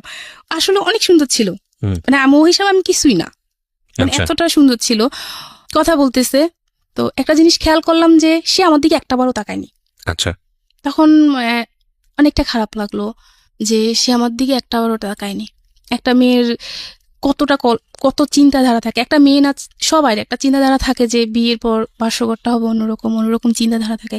তো আমি দেখলাম যে আমার হাজবেন্ড আমার দিকে একবারও তাকায়নি আমার দিকে। না তাকানোর ফলে আমি আর কিছু বলিনি। ও কথা বলতেছে, বুঝাচ্ছে যে বিয়ে মানে কি, এই সেই একটা বিয়ে সম্পর্কে বিভিন্ন ধরনের কথা বোঝাচ্ছে, কিন্তু ও আমার দিকে শুধু চোখ বন্ধ করে কথা বলতেছে, একটাবারও আমার দিকে তাকায়নি। আচ্ছা, না তাকানোর পরে তো রাতে মানে যখন ঘুমাতে গেলাম, আমি ওর হাতের বাম পাশে ছিলাম। তো রাতে খেয়াল করলাম যে ও আমার বাম পাশ থেকে ডান মানে আমার ও পাশ হলো গিয়ে মানে সিগারেট বাসর রাতে। তো এটা দেখার পর তো পুরো আমি শকড যে বিয়ের রাতে হাজবেন্ড একটা বার আমার দিকে তাকালো না, এখন সে সিগারেট খাচ্ছে, মানে জিনিসটা কেমন? এরকম রাত্রে দুইটা খেলো। তো খাওয়ার পর খুব খারাপ লাগলো যে আল্লাহ জানি কপালে কি আছে। তারপর আর কাউকে কিছু বলিনি। বলার পর পরের দিন ও আমাদের বাড়িতে ছিল, থাকার পর ওর একটা ফ্রেন্ড নাকি আমাদের বাড়িতে আসতে চাইছিল যে তো শ্বশুর বাড়িতে যাবো। তো বললো যে আমার শ্বশুর বাড়িতে যাবি কি, আমার নিজেরও তো মন ঠিক না, আমার নিজের তো বউ পছন্দ হয়নি। সে সেটা তার ফ্রেন্ডকে বললো, এটা সে আমাকেও বললো। তো আমাকে বলার পর আমি আড়ালে দাঁড়ায় কান্না করতেছি যে কি হলো কপালে। তো কান্না করতেছি, ভাবি দেখলো কি হলো, ভাবি এরকম উনি এই কথা বলে। তো ভাবি ওকে খুব বুঝালো যে ভাই হ্যাঁ বলতে পারবেন মেয়েটা কালো, কিন্তু মানে ওর মতো মানুষ হয় না, সারাটা দিন বলে যেতে পারবেন কিন্তু কোনো প্রত্যুত্তর করবে না, খুব ধৈর্যশীল একটা মেয়ে, ওকে আপনি কখনো কষ্ট দিন না। তখন অতটুকু তো ভালোই চলতেছিল, ফোনে কথা টথা বলতাম। ও 3 দিন থেকে চলে আসলো ঢাকায়, ওর সাথে ভালোই ফোনে কথাবার্তা ভালোই চলতো, খুব ফোনে অনেক কথা হতো। তো ওকে বিভিন্ন কথার মাধ্যমে বুঝাতাম যে শুনো, বাবা মার পছন্দে বিয়ে করছে, কিন্তু এমন আচরণ তাদের সাথে করবে না যাতে তারা কষ্ট পায়। ভাই বোনের সাথে সবসময় ভালো করবা, আগে যে যতটা ভালো করছো তার থেকে বেশি ভালো করবা। তো ওর কথা বলতো, তোমার এই কথাগুলো খুব ভালো লাগে তোমার এই কথাগুলো আমার খুব ভালো লাগে। এটা হওয়ার পর যখন যখন বিয়ের 1 সপ্তাহ হলো, আগে শুক্রবার বিয়ে হলো, পরে বৃহস্পতিবার আর কি আমি ঘুমাচ্ছি, ও অনেকবার ফোন দিচ্ছে আমার ফোনে, কিন্তু আমি এত ঘুম যাচ্ছে যে আমি ফোনটা রিসিভ করতে পারতেছি না। ও 26 বার আমাকে ফোন দিল। ফোন দেওয়ার পর আমি ফোন রিসিভ করলাম, রিসিভ করার পর চুপ করেছিল অনেকক্ষণ। তো আমি বললাম যে সরি, আমি না ঘুমিয়ে পড়ছি, ওই দিন পরীক্ষা ছিল একটা, পরীক্ষা দিয়ে আসে আমি ঘুমিয়ে পড়ছি, আমাকে ক্ষমা করে দাও, আমি ফোনটা রিসিভ করতে পারি না। ওই দিন রাতে এসে বললো যে আমি ঠকেছি, তোমাকে বিয়ে করে আমি ঠকেছি। কেমন ঠকছো? যে তুমি ইউজকৃত, বিয়ের কয়দিন পরে এই ঘটনা? 1 সপ্তাহ পরে। 1 সপ্তাহ পরে সে আপনাকে বললো যে এই ধরনের কথাবার্তা। এই ধরনের কথা। আবার আমাকে জিজ্ঞাসা করলো তোমার কোনো ফ্রেন্ড আছে কিনা, এই সেই না। তো ওই যে আমি সাদ্দামের সাথে কথা বলতাম, ওর সাথে পরীক্ষার সময় বিভিন্নভাবে হেল্প করতো আমাকে, বা আমি ওকে ইয়ে করতাম। আমার জানা যে প্রশ্নটা সেটা হচ্ছে যে এটা খুব সেন্সিটিভ একটা বিষয়, তারপর আমি করছি আপনাকে এই প্রশ্নটা, এই কথাটা সে কেন বললো আপনার কি জানা আছে? কারণ আপনি যেটা স্বীকারোক্তি দিয়েছেন এখানে, আমি জানি না, তাতে তো আপনার এই ধরনের কোনো ঘটনাই ঘটেনি না, আমার জীবনে এরকম কোনো ঘটনা ঘটেনি। আমি আপনার হাজবেন্ডের সঙ্গে ফার্স্ট মোটামুটি ভালো ছিলাম, মানে স্বাস্থ্য ভালো ছিল, তো সেই ক্ষেত্রে তার এরকম চিন্তাধারা ছিল। তো আপনি ওকে জিজ্ঞেস করলেন না যে তুমি এটা আমাকে কেন বলছো? বা বলে যে আমি বিয়ের আগে বিভিন্ন জনকে জিজ্ঞাসা করলাম, তারা এরকম এরকম বলে, এরকম এরকম, কিন্তু তোমার মাঝে এরকম কিছু নাই, এরকম কিছু সে বলতেছে আর কি। আচ্ছা, যেগুলো আপনার মধ্যে অ্যাবসেন্স ছিল সেই কারণে সে আপনাকে বলছে যে আসলে না, কিন্তু আমার সাথে আমার সেরকমই হয়েছে, আমি সেই কষ্টটা অনুভব করছি, আমার সেই জিনিসগুলাই হয়েছে, কিন্তু তাকে সে তো চলে গেছে, কষ্টটা আমি পাইছি, পরে বুঝতে পারতেছি আমার কতটুকু কষ্ট হয় সেটা আমি বুঝতে পারছি, সে তো চলে গেল পরের দিন সকালবেলা। আমি তো সামহাউ সে আপনার মুভমেন্ট বা সবকিছু মিলিয়ে সে যেটা গেস করেছে যে আপনার বিয়ের আগে অন্য কারোর সঙ্গে সম্পর্ক ছিল, হ্যাঁ, শারীরিক সম্পর্ক ছিল, সেটা একটা বিষয়। খুব সামাজিকতার জায়গা থেকে আমরা এই বিষয়গুলো নিয়ে কথা বলি না, আমাদের সমাজে এগুলো এক ধরনের ট্যাবু মনে করা হয়, কিন্তু একটা মেয়ের সংসার জীবন শেষ হয়ে যাওয়ার জন্য ভয়ঙ্কর রকম ভাবে এটা কিন্তু খুব সেন্সিটিভ একটা বিষয়। আপনারা আপনাদের জায়গা থেকে বিষয়টাকে বোঝার চেষ্টা করবেন। আমি জানি যে আজকে যারা জীবন গল্প শুনছেন তারা প্রত্যেকেই নিজের জায়গাটা থেকে আজকের এই ঘটনাগুলোকে হয়তো নিজের জীবনের সাথে রিলেট করতে পারবেন। তারপর কি হলো, ও আমাকে এগুলো যখন বললো তখন আমি খুব কান্নাকাটি করলাম যে শুনো, এরকম কিছুই না, তুমি একটাবার বিশ্বাস করো আমাকে, বুঝে তোমাকে আমি জীবনে বিশ্বাস করবো না। এগুলো বলার পর কি হলো, আমার পরীক্ষা শেষ হয়ে গেল। পরীক্ষা শেষ হওয়ার পর ওই যে ওর সাথে আমার চলতেছে, কথাবার্তা চলতেছে, মাঝে মাঝে ঝগড়া হচ্ছে, আর ফ্যামিলিতে ওর ফ্যামিলিতে খুব রাগ ভিড় করতেছে যে এরকম একটা মেয়ে আমার জন্য আনছেন, এত কালো মেয়ে, আমি সমাজে যেতে পারবো না, এই না সেটা খুব তাদেরকেও প্রেশারে রাখতো, আমাকেও রাখতো, ঝগড়া আমাদের সাথেও করতো, তাদের সাথেও করতো। এরকম করতে করতে পরে আমার পরীক্ষা শেষ হওয়ার পর এখন অনুষ্ঠান হবে, তো বললো যে আর কয়দিন পরে যাই। আমি বলি যে কয়দিন বাড়িতে থেকে কি করব, শ্বশুর বাড়ি থেকে কেউ আসা হুট করে নিয়ে যাবে, কিন্তু কোনো অনুষ্ঠান হবে না, এটা কোনো কথা হলো? আমার বিয়ে হলো, কিছু হবে না, এটা কি কেমন না? আমি ফ্যামিলিতে বড় মেয়ে, তো তার থেকে পরে আমি ঢাকা চলে যাই। আচ্ছা, মামার বাসায় গিয়ে বেড়াই, ওখানে চলে যাই। ওখানে গেলাম, ঢাকা চলে আসলাম। আসার পর ও আর মামার বাসা পাশাপাশি, যেতাম ওর কাছে, মানে এরকম হতো, তারপরও যেতাম ওর সাথে, আমার সাথে এমনিতে সবকিছু চলতেছে, কিন্তু এগুলো সে বলে যাবেই। আচ্ছা, বিভিন্ন কলেজের নাম ধরে বলতো যে এইসব মেয়েরা যে খারাপ তুমি জানো? না, আমি কিভাবে জানবো? বলতো, মানে ও বিভিন্ন বিকৃত ভাবে কথা বলতো। তো আমি বলতেছি তুমি এগুলো কি বলো, আমি তো এগুলো জানি না। বলছে হ্যাঁ, তুমি ঢং করো না, তুমি এগুলো সবই জানো, তুমি ঢং করো না, তুমি এগুলো সবই জানো। তো বলার পর আমি মানে কি করবো বুঝতে পারতেছি না, এগুলো নিয়ে প্রতিনিয়ত সমস্যা হচ্ছে, কাউকে বলতেও পারতেছি না। তো সে আমার একটা শারীরিক একটা দিক খুলে বললো, তোমার এটা এরকম এরকম, কিন্তু একটা মানুষের এরকম না। তাই আমি বললো হ্যাঁ, এগুলা কি চলতেছে, আমি তো জানি আমি কিরকম। মানে এই বিষয়গুলো নিয়ে আপনি কোনো কথাই বলতেন না? হ্যাঁ, কাউকে কিছু বলতাম না। তো আমি বলার পর যখন ঢাকায় আসলাম, ঢাকায় আসার পর আমি আমার ছোট আন্টির বাসায় গেলাম। ছোট আন্টির বাসায় যাওয়ার পর আমি ছোট আন্টির কাছে শেয়ার করলাম জিনিসটা, যে আন্টি ও তো এরকম এরকম করতেছে, আমি কি করব?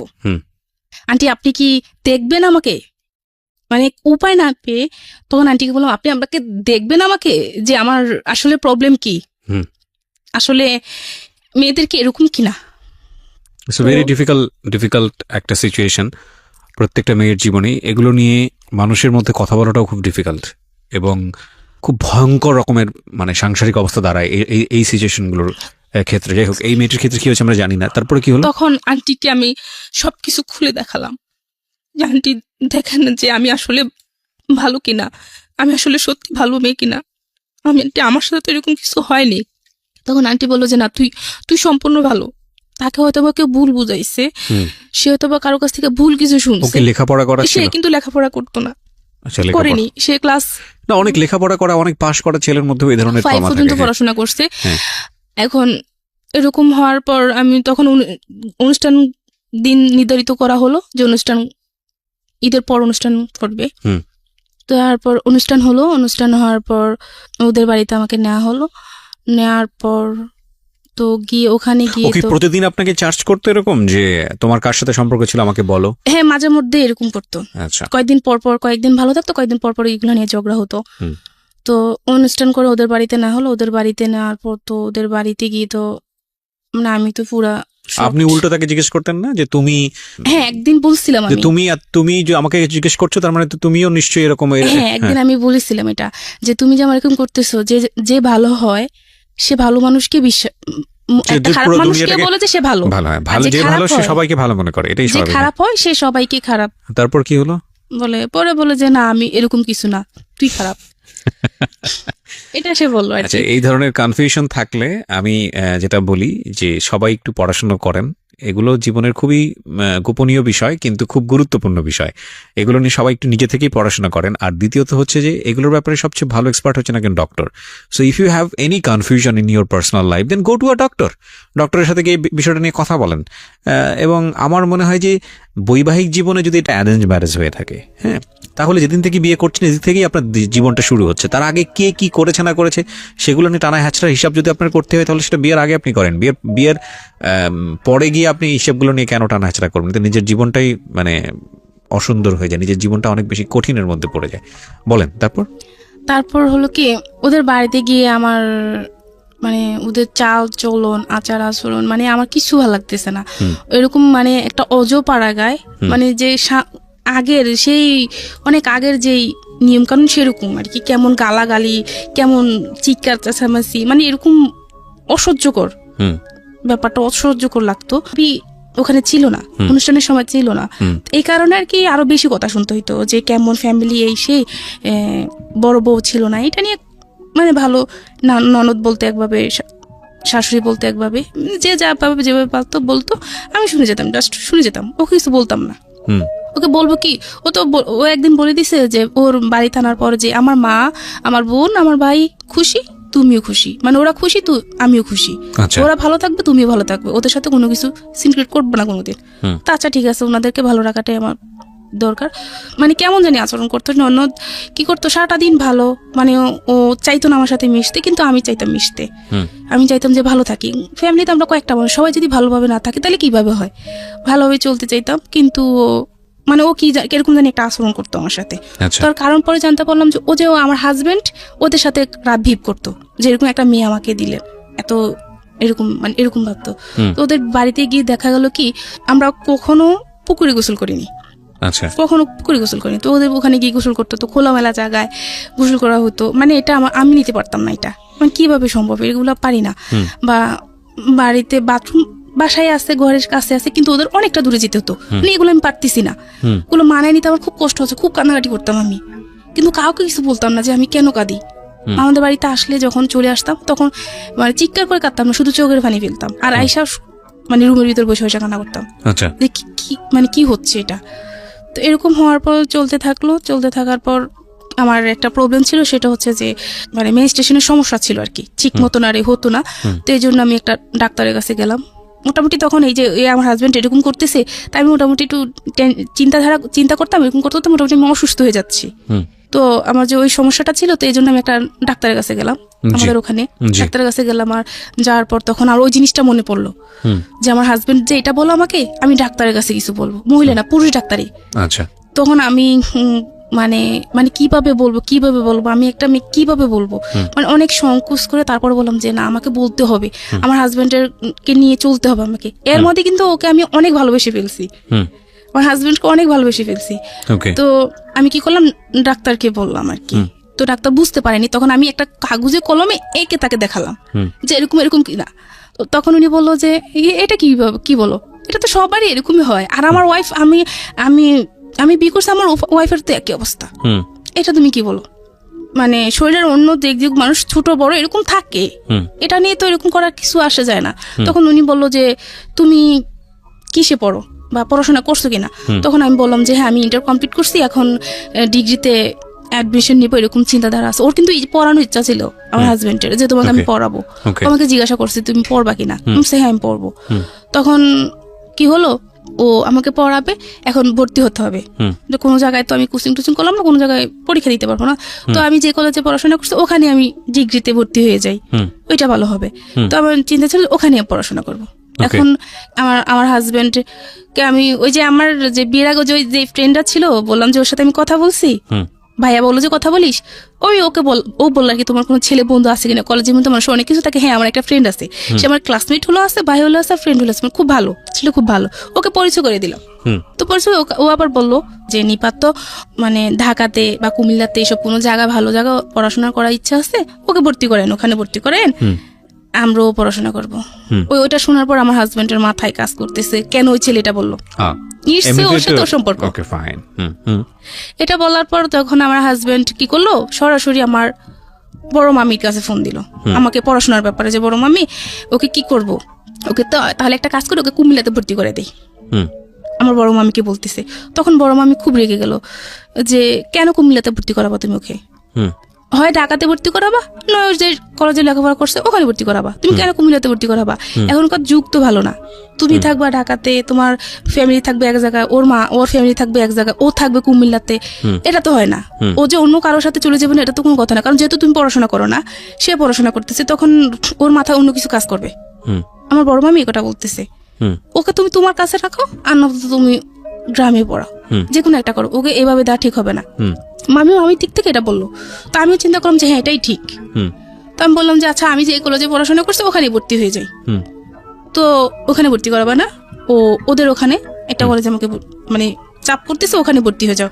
বাবাকে বললো যে দেখেন ও আমার বাড়িতে থাকতে হবে, আমি ওকে এখন ঢাকা আনতে পারবো না, আমার একটু প্রবলেম, তো একটা কাজ করেন, ওকে বললেন যে আমাদের ওখানে ভর্তি হইতে, সমস্যা কি, পড়াশোনা করলে কিছু সার্টিফিকেট তো একই, মানে এত কিছু চিন্তা করি না, ও যা বললো তার কথাই ঠিক আছে, ভর্তি হয়ে গেলাম। ওখানে ভর্তি হয়ে গেলাম, ডিগ্রিটা অ্যাডমিশন নেওয়ার পর অতটুকু ভর্তি হওয়ার ডেট আমার যতটুকু ছিল তার আগে আমাকে ভর্তি করে দিয়েছে, যাতে আমি অন্য কোথাও ভর্তি না হতে পারি, মন মানসিকতা আমাদের চেঞ্জ না হয়, ওদের বাড়িতে আনার কিছুদিন পর আমাকে ভর্তি করা হয়। পড়াশোনা যখন আমি ভর্তি হয়ে গেলাম, তখন ওই ইয়েকে বললাম, আমি ওই ডাক্তারকে আমি তখন বলতেছি, ডাক্তার বলে যে তুমি কিসে পড়ো, তো এখান থেকে আমি ইন্টারমিডিয়েট কমপ্লিট করে আমি ওখানে ভর্তি হলাম। তো বলো তুমি তোমার হাজবেন্ড কতটুকু পড়াশোনা করছে, তা আমি আসলে বলতে পারবো না, আমি আদৌ বলতে পারবো না সে কিসে পর্যন্ত পড়াশোনা করছে। একবার শুনি 10, একবার শুনি 5, একবার শুনি 8, এরকমই শুনে আসলাম। এটা আপনাকে কি জিজ্ঞেস করছে? জানি না, এটা ওই ডাক্তারটা জিজ্ঞাসা করতেছে। কোন ডাক্তার? যে ডাক্তারের কাছে আমি গেলাম, আমি অসুস্থ হয়ে গেলাম, ওই যে আমার পিরিয়ডের সমস্যা ছিল, ওই ডাক্তারের কাছে গেলাম। তো তখন আমি ডাক্তারকে বললাম যে এরকম কোনো সমস্যা হয় কিনা। তো ডাক্তার তো আমাকে বলল, আপনাকে জিজ্ঞেস করেছে আপনার হাজবেন্ড কিসে পড়ে, বলতে আসলে একটা কথা বললে ভালো হয়, এরকম মানে মন মানসিকতা মানুষের সাথে না থাকাটাই বেটার, এরকম চিন্তাধারা। আমি তো জানি এরকম কিছুই না, আমি ওদের বাড়িতে আসি বা আমাদের বাড়িতে থাকি, এরকম ভাবে চলতে থাকার পর 2013 সালের লাস্টের দিকে কি হলো, আমার নাক গলা প্রচুর ঠান্ডা লাগে থাকতো সবসময়, মানে গরম কি শীতকে প্রচুর ঠান্ডা লাগতো। পরে ডাক্তারের কাছে নেওয়ার পর জানতে পারলাম যে আমার মানে টনসিলের সমস্যা, আমার অপারেশন করতে হবে। এটা জানার পর আমার একটু মানে ভয় পাইতেছে, অপারেশন করতে হবে, এটা নিয়ে আমি খুব একটু কান্নাকাটি করলাম। ও তখন বুঝালো, মানে ও কিন্তু এখন আমাকে সাপোর্ট করতেছে, সম্পর্ক কিন্তু ভালোই মানে চলতেছে, কিন্তু ওইগুলো কথাগুলো কিন্তু চলতেছে, কিন্তু সম্পর্ক ভালো চলতেছে। আমাদের এলাকাতে মানে সবাই বলতো যে নিপার হাজবেন্ড খুব ভালো, এরকম ছেলেই হয় না। অনেকে বলতো যে এরকম একটা মানে ছেলে পাইলে আর মেয়েকে বিয়ে দিতে আর করবো না, দ্বিধা করবো না। অনেক আয়সা বলতো আমার সামনাসামনি, তখন আমি হাসতাম মনে মনে যে আমি জানি জিনিসটা মানে মানুষটা কিরকম, সেটা আমি ভালো করে জানি, এটা তো আর কাউকে বলতে পারবো না। নিজের হাজবেন্ডের সম্পর্ক তো মানুষকে আর বলা যায় না, যেহেতু আমি তার সাথে সারাটা জীবন থাকবো। তো যখন আমার নাক গলার সমস্যাটা হয়েছিল, হওয়ার পর এখন অপারেশন করাতে হবে, তো বললো যে হ্যাঁ অপারেশন ওকে করে ফেলবো। ও অপারেশনের জন্য সবকিছু ও নিজে অ্যারেঞ্জ করলো, আমার ফ্যামিলি থেকে কিছুই নেয়নি। যখন যেদিন অপারেশন করতে নিল আমাকে কুমিল্লাতে, মানে আমি দেখলাম যে আমার মা ছিল, আমার ননদ ছিল, ও ছিল, আমার সবার থেকে ও বেশি মানে উইক হয়ে গেল।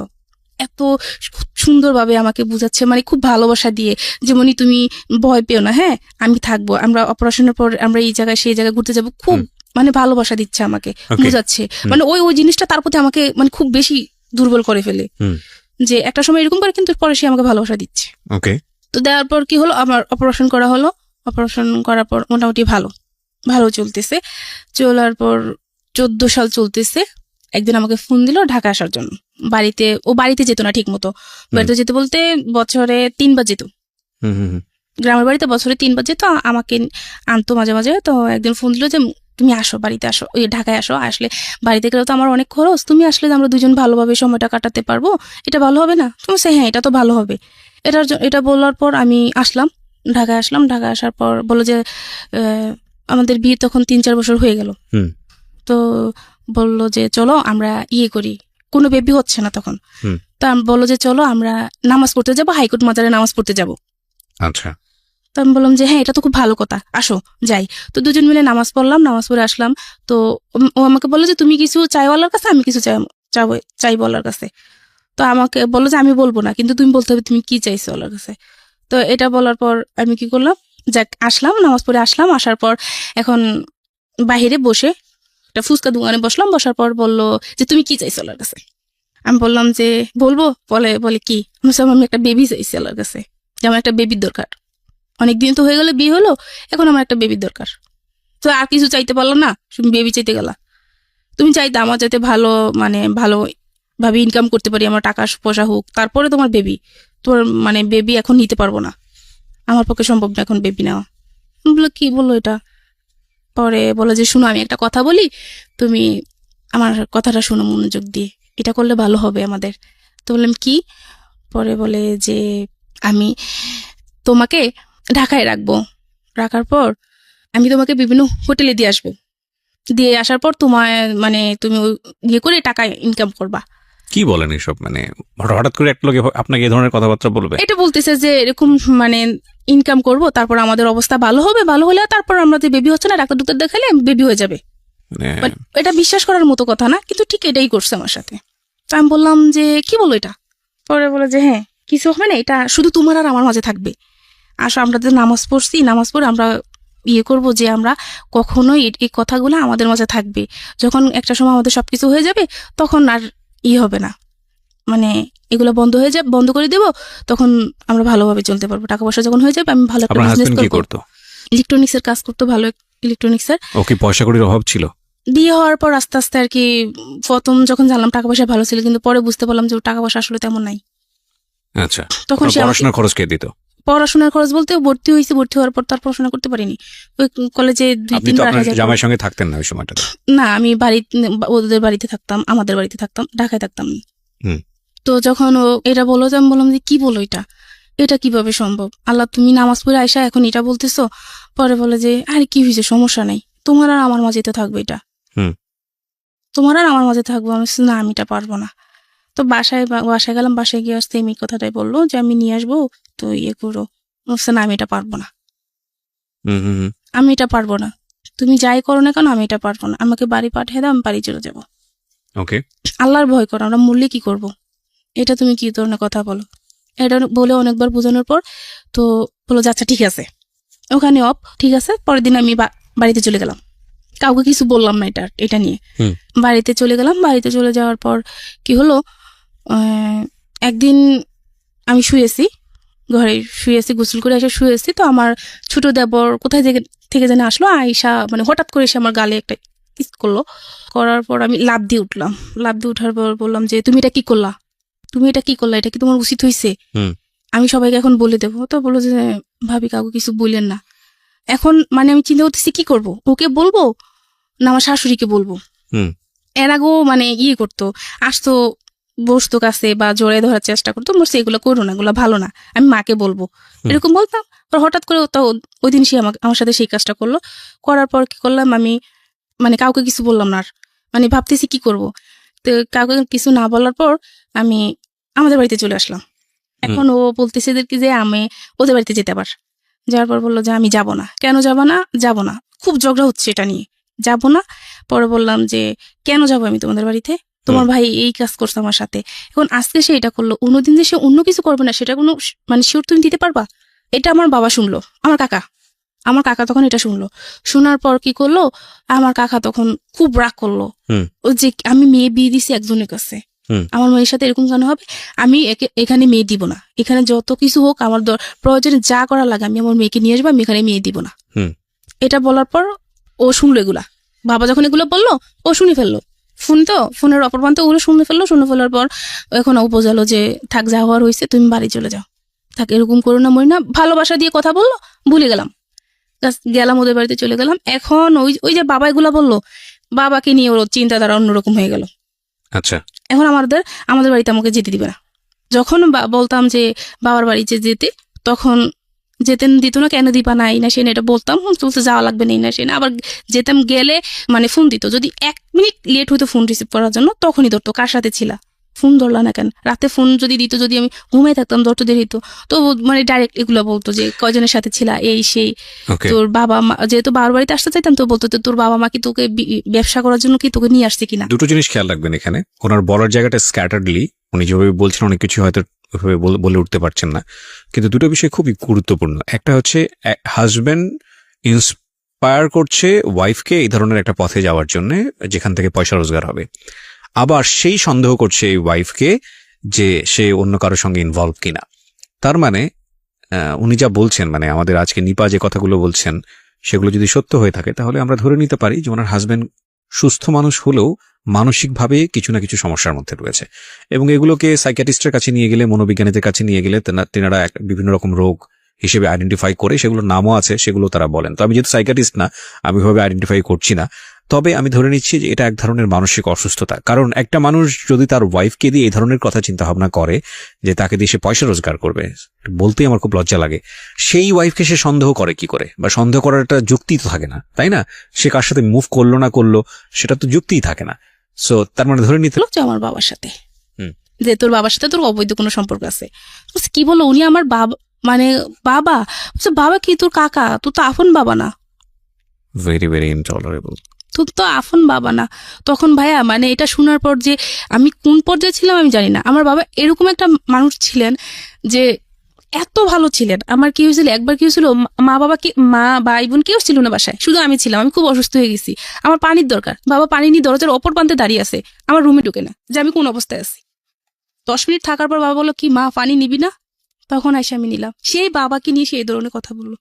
তখন আমি আমার পক্ষে আর মানে আর পারতেছি না। তখন আমি আমার দাদুর কাছে বললাম যে দাদি এই হচ্ছে, এখন কি করব। দাদি তো খুব করতেছে, হায় রে আমার ছেলে শুনলে কি হবে। এটা আমার ছেলে এত কষ্ট করলো আমার নাতিদের নিয়ে, সেই ছেলেটা এখন জীবনের এই পর্যায়ে আইসা এরকম কথা শুনতে হচ্ছে। মানে খুব কান্নাকাটি করতাম তখন, মানে হায় রে কান্না, কাউকে বুঝতে দিতাম না ফ্যামিলিতে, কিন্তু রাতের পর রাত কান্না করতাম।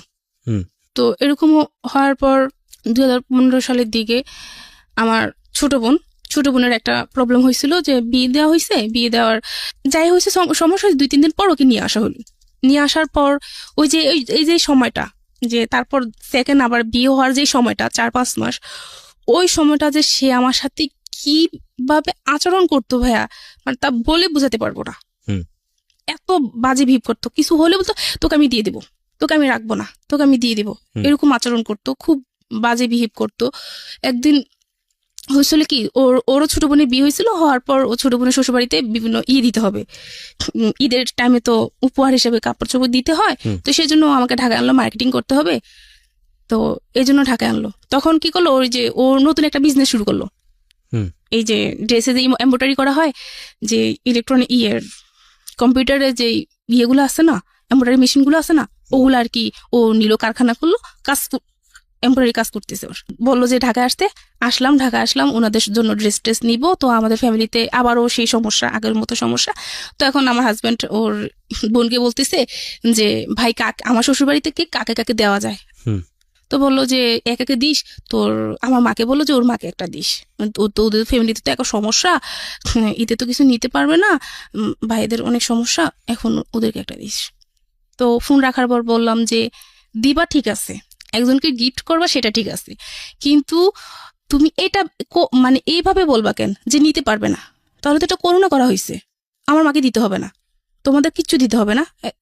এটা নিয়ে মানে ওর সাথে আমার মোটামুটি ঝগড়া শুরু হয়ে গেছে। ঝগড়া শুরু হয়ে যাওয়ার পর আমি একটা পর্যায়ে বললাম যে তুমি আমাকে এখন মার্কেটে নিবা না, মানে মার্কেটে যাওয়ার জন্য রেডি হচ্ছে, তুমি আমাকে এখন মার্কেটে নিবা না। যদিও তখন মানে এইটা আমার বলা ঠিক হয়নি, আমি এটা বলে ফেলছি যে তুমি আমাকে মার্কেটে নিবা না, এই জন্য আমার সাথে এরকম করতেছো, ঝগড়া করতেছো। তো প্রথম তো ইয়েটা আমি শুরু করলাম, ওইটা বলার পর আমি যদি না বলতাম তাহলে এটা হতো না। তখন পরে বুঝতে পারলাম যে দোষটা আমার ছিল। তো এরকম যখন একটা পর্যায়ে ঝগড়া চলতেছে, আমি বললাম যে তুমি নিবা না। এটা বলার পর কি করলো, খুব রাগ হওয়ার পর একটা দিয়ে লাঠি দিয়ে আমাকে একটা পিটা দিল, মানে খুব জোরে একটা পিটা দিল। দেওয়ার পর আর কি ওই বাঁশের ইয়েটা ছিল ওর হাতের ভিতরে, ওই বাঁশের ইয়েটা ভেঙে ঢুকে গেছে। ওরও রক্ত বের হচ্ছে, আমারও রক্ত বের হচ্ছে, মানে খুব রক্ত বের হচ্ছে। এখন আমার যে রক্ত বের হচ্ছে আমার ওটা খেয়াল নাই, ওর রক্ত বের হচ্ছে, আমার ওটাই মাথায় কাজ করতেছে, ওর রক্ত বের হচ্ছে, মানে ওরে আমি ঝরাই ধরতেছি, তোমার হাতে রক্ত করতেছে, দেখো আমি ওষুধ দিয়ে এসে, মানে ও তো আমাকে তখন ফেলে দিচ্ছে, ঝাড়া দিয়ে ফেলে দিচ্ছে যে না সর, তোর লাগবে না, এই না সেই না। এখন ও খেয়াল করলো যে আমার হাতও কেটে গেছে, তখন ও আবার ওর হাত রেখে আমার হাত করলো। মানে এই যে দুইজনের যে একটা ভালোবাসার বিষয়টা হচ্ছে ওদের মধ্যে কিন্তু লাভ ছিল, সো এগুলো নোট করার মতো। এই বিষয়গুলো আছে, তারপরেও সন্দেহ আছে, তীব্রতা আছে, একজন আরেকজনকে দংশন করার মতো যে ধরনের ভেতরে বিষ থাকা দরকার সেই ধরনের ব্যাপারও আছে। এবং এটা অফকোর্স এটা মেল ডমিনেন্ট একটা সংসার, যেখানে আসলে আর একটা জিনিস, যে যখন একজন মানুষ জীবন গল্প বলে তখন সে নিজেকে ছাপিয়েই বলে, মানে নিজেকে এমন একটা জায়গায় সে প্রেজেন্ট করে যে আসলে সে অপরাধী না। হয়তো তার হাজব্যান্ডের কাছ থেকে শুনলেও হয়তো অনেক বিষয় দেখা যাবে তার ওয়াইফ সম্পর্কে সে বলছে। তো সেটাও একটু ভাবার বিষয় আছে। সবকিছু মিলিয়ে আপনারা ভাবেন, আমরা একটা আলটিমেট একটা মেসেজ নিতে চাই, দেখা যাক কতদূর সেটা আমরা পেতে পারি। হ্যাঁ বলেন। তারপর মানে এরকম চলতেছিল, তো চলার পর খুব মানে ভালোবাসা মারামারি করে বাড়িতে আসার পর ও আসলো। ঈদে আসার পর কি হলো, বোনের হাজবেন্ড বোনসহ আমাদের বাড়িতে, আমার শ্বশুর বাড়িতে আসলো। আসার পর আমি আমার দেবরের সাথে কথা বলতেছি, ও আমাকে চা চাইছিল যে আমাকে চা দাও, তো তুমি দাঁড়াও আমি দিচ্ছি। তো ভাইয়ের সাথে কথা বলতেছি যে ভাইয়া যাই হয়েছে এতদিন সংসার যেভাবে হয়েছে, কেন এখন আমাদের দায়িত্ব যে সংসারটাকে ভালোভাবে তৈরি করা। আপনার বোন ছিল, বোনটাকে বিয়ে দিয়ে দিচ্ছেন, এখন আমরা মানে ভালোভাবে সংসারটাকে সুন্দরভাবে গুছিয়ে তুললে আর সমস্যা নাই। এভাবে নিয়ে ভাইয়ের সাথে সাংসারিক ভাবে কথা বলতেছে। ও আমার হাজবেন্ড ওই যে বলো চা দিতে আমার মনে নাই, তো 10 মিনিট পরও আমাকে ডাক দিল, খুব জোরে ডাক দিল। তো ডাক দেওয়ার পর কি করলো, আমি গেলাম, যাওয়ার পর মানে কিছু বুঝে ওঠার আগে ও আমাকে এমন জোরে একটা থাপ্পড় দিল, মানে আমি পুরা পড়ে গেলাম, মানে কি হলো এটা। তো আমি মানে তখন হাসতেছি, আমার চিন্তাধারা ছিল যে আমি এখন যদি মানে কোনো কিছু করি, তাহলে আমার ননদ আছে, ওর হাজবেন্ড আছে, ওরা যদি শুনে তাহলে ব্যাপারটা খারাপ দেখান, আমার ননদ কথা শুনতে হবে শ্বশুরবাড়িতে। আমি একটা মেয়ে হয়ে অন্তপক্ষে এটা পারবো না, আমার ননদ আমার সাথে যাই করুক না কেন, বা ও যাই করুক না কেন। তো এটা বলার পর আমি কি করলাম, ওকে চা এনে দিলাম। আমার মা আমার ছোট বোন তখন ওদের বাড়িতে ছিল, অন্য ঘরে ঘুমালো। তো আমি কি করলাম, ওকে চা এনে দিলাম। ও কি করলো, হাত থেকে পিরিচ ছিল, পিরিচটা ফেলে দিয়ে গায়ের ভিতরে আমার চা ঢেলে দিল, গরম চা পিঠে। ঢালার পর আর কি, তারপরও কিছু করি না, তখন ওর পায়ে ধরে বসে আছি যে জানে একটা কথাও বললো না, তুমি যা বলার পরে বললো, ঘরে নতুন জামাই আছে, মানে এভাবে বলতিস ওকে, জান পাখি যা আছে ওকে এগুলো বলে, মানে তারপর শুলাম। শোয়ার পর চোখ বন্ধ করে কতক্ষণ পর আবার দেখে আমার গায়ে মারতেছে, মানে এতক্ষণ কিসের কথা বলতে, কার সাথে? আমার দেবরের সাথে। হ্যাঁ আমি তোকে বললাম। এখন মারার পর এখন আমার শাশুড়ি হঠাৎ করে উঠলো, উঠে দেখে যে এরকম হচ্ছে। তো আমার শাশুড়ি কি শুরু করলি, এখন আমার শাশুড়িকে বকতেছে, আপনার হাজবেন্ড, হ্যাঁ, যে খেয়াল রাখে না কিভাবে চলতেছে ঘরের ভিতরে, ওরা এসব খেয়াল রাখে না, মাকে খুব বকতেছে। তো মানে আপনাকে মারছে কেন? আমার ভাই থেকে শাসন করা উচিত ছিল। ওদের সাথে না, ভাইয়ের সাথে আমরা খারাপ কোনো কথা বলতেছি না, ভাই তো খারাপ কিছু বলতেছে না আমাকে, আমি তো সংসারের বিষয়ে কথা বলতেছি। তো ওর মাথায় কি, আমি তো সেটা বুঝতে পারতেছি না, ও কেন এরকম করতেছে। একটা সময় সে আমাকে ভালোবাসতেছে, আমার অসুস্থ হয়ে গেলে মানে আমাকে সে কি করবে, শুধু চিন্তাধারা এটা থাকে যে কোন ডাক্তার দেখালে আমাকে ভালো হবে, কোথায় নিলে আমাকে ভালো হবে, তার মাথায় শুধু এসব কাজ করে। আবার 19 থেকে 20 হতে গেলে আবার মারামারি, গালাগালি, মানে খুব এরকম চলতেছে। চলার পর তখন পরের দিন আবার এটা মিটমাট হয়ে গেল, নিজে সব মিটমাট করে ফেললো। আমার মা ছিল ওদের বাড়িতে, তখন আমার মাকে আমার শাশুড়ি বললো, আমাকে মারছে সেটা বলে নাই, বললো যে গালাগালি করছে। পরে আমাকে বললো যে মা কি হয়েছে, তো মা কিছু হয় না, আমি সব শুনছি। তখন মার কাছে তো আমি স্বীকার গেছি যে মা এরকম হয়েছে। তো মা বিশ্বাস করতে পারে না যে মা জামাই এরকম করবে, মানে আমার ফ্যামিলির কোনো মানুষ জানে না যে আমার হাজবেন্ড এরকম করতেছে আমার সাথে। ছোট আন্টি একটু জানে, ছোট আন্টিকে একটু জানি, পরে ছোট বোনকে একটু বলতেছি, ওই সম্পূর্ণ বলতেছি না। তো এরকম চলতে থাকলো। তো একটা সময় কি হলো, ওই যে ওর চললো, মানে বিজনেসটা শুরু করলো। তো একদিন আমাকে ফোন দিয়ে বললো, 2016 সালের দিকে কোরবানি ঈদ ছিল, তার 2-3 দিন আগে, 3-4 দিন আগে আর কি, আমি ঢাকার সাথে দেখা বেড়ে আবার দেশে গেলাম। যাওয়ার পর ও ফোন দিল আমাকে, ফোন দিয়ে বলল একটা কথা, আমি বললাম যে কি বলো, বলে যে মানে আমার যদি বিজনেসটা মানে একটু ভালো হয় তাহলে তুমি আমাকে হেল্প করবা। করবো না কেন, মানে ও বিজনেস করার জন্য আমি আমার ফ্যামিলি থেকে টাকা পয়সা এনে দিছি। যখন ও ব্যবসাটা শুরু করে তখন আমার ফ্যামিলি থেকে টাকা পয়সা এনে দিছি। হ্যাঁ, তো এখন এনে দিলাম, এখন যদি সামনে কিছু লাগে আমার যতটুকু লাগে আমি হেল্প করব। তো বললো যে অন্য উপায় কি, তখন বললো যে আবারও সেম সেটা, যখন বাহিরেতে যখন আমাদের মিশন আরো বাড়াবো তখন বাহিরে আমরা কাজটা মালটা সেল দিব, তখন যখন বাইরে আসবে তখন তাদেরকে খুশি করাতে পারবা না তুমি, কি বলতে চাও তুমি সেটা বলো। ওকে, তো বললে যে কেন বুঝো না, তা আমি বলছি যে আমার পক্ষে সম্ভব না। সামহাও ঘুরে ফিরে আপনাকে ওই জায়গাটায় নিয়ে যাওয়ার চেষ্টা করছে। তখন আমি ওর সাথে রাগ করলাম যে তুই কেন এরকম করতেছিস আমার সাথে, আর আমি কার জন্য করবো, তোর ভাই বোনের জন্য কেন করবো, আমি ওদের সাথে আমি কোনো অন্যায়ভাবে চলতেছি না, তোর ভাই বোনের জন্য কেমন আমি এটা করব, আমার বাচ্চা আছে আমি কাকে খাওয়াবো, আমার একটা বাচ্চাও নিতেছে না, বাচ্চা নেওয়ার কথা বলে যে এখন নেওয়া যাবে না, বাচ্চা নেওয়ার জন্য ফোন দিলে বলতাম যে আমার বাচ্চার দরকার, এসে তখন কি করতো সে বলতো যে আমি পারবো না, বাচ্চা নিব এখন নিতে পারবো না, এখন নিলে আমার ফ্যামিলি দেখবে কে, তোর বাচ্চা নিলে এখন আমার কিডনি বিক্রি করতে হবে, কিডনি বিক্রি করে তারপর আমার সংসার চালাতে হবে, আমি এখন বাচ্চা নিতে পারবো না, এসব বলতো। তখন এটা যখন এদিন এটা বলছো ওর সাথে আমি খুব রাগ করছি, তুই তুকারি করে কথা বলছি, মানে খুব ঝগড়া করছি ওর সাথে আমি, ঝগড়া করে তখন চিন্তা করলাম যে এখন কি করা যায়। তখন ঢাকায় যখন আসতাম না তখন মাঝে মাঝে আপনার জীবনের গল্প আমি শুনতাম। আচ্ছা, জীবনের গল্প আমি শুনতাম, তো ওখান থেকে যে একটা কথা বলতেন না যে যা করব মানে ভেবে চিনতে, একটা সিদ্ধান্ত নেওয়ার আগে ভেবে চিনতে সিদ্ধান্ত নিতে হবে, হুটহাট করে কোনো সিদ্ধান্ত নেওয়া যাবে না, এইসব বলতেন বা আপনার কথার মানে বোঝানোর ইয়াটা আমার খুব ভালো লাগতো, শুনতাম। তো এটা নিয়ে ও খুব করতো, এগুলা কি শোনো এসে, এগুলা ভালো না, এগুলা খুব খারাপ, মানে এটা নিয়ে এটা মানে একদিন একটা থাপ্পড় পর্যন্ত দিছে আমাকে। আমি কি বলে এগুলো শোনা খুব ভালো, এগুলো খুব ভালো একটা অনুষ্ঠান, বলে না এগুলা ফালতু, এগুলা ভালো না। বাবাকে নিয়ে সন্দেহ, এভাবে নিয়ে সবকিছু মিলিয়ে একটা মানুষের পক্ষে সম্ভব না। আমিও অসুস্থ দিনের পর দিন অসুস্থ থাকতাম, তো এই যে অসুস্থ থাকতাম সেই দেখতো ডাক্তার, সেই দেখাতো, আমার অ্যাপেন্ডিসাইটের সমস্যা হয়েছিল, অপারেশন করেছে সেই করছে, এগুলা 1 টাকা আমার ফ্যামিলি থেকে দেওয়া হয়নি, সম্পূর্ণ কিছু ও খরচ করলো।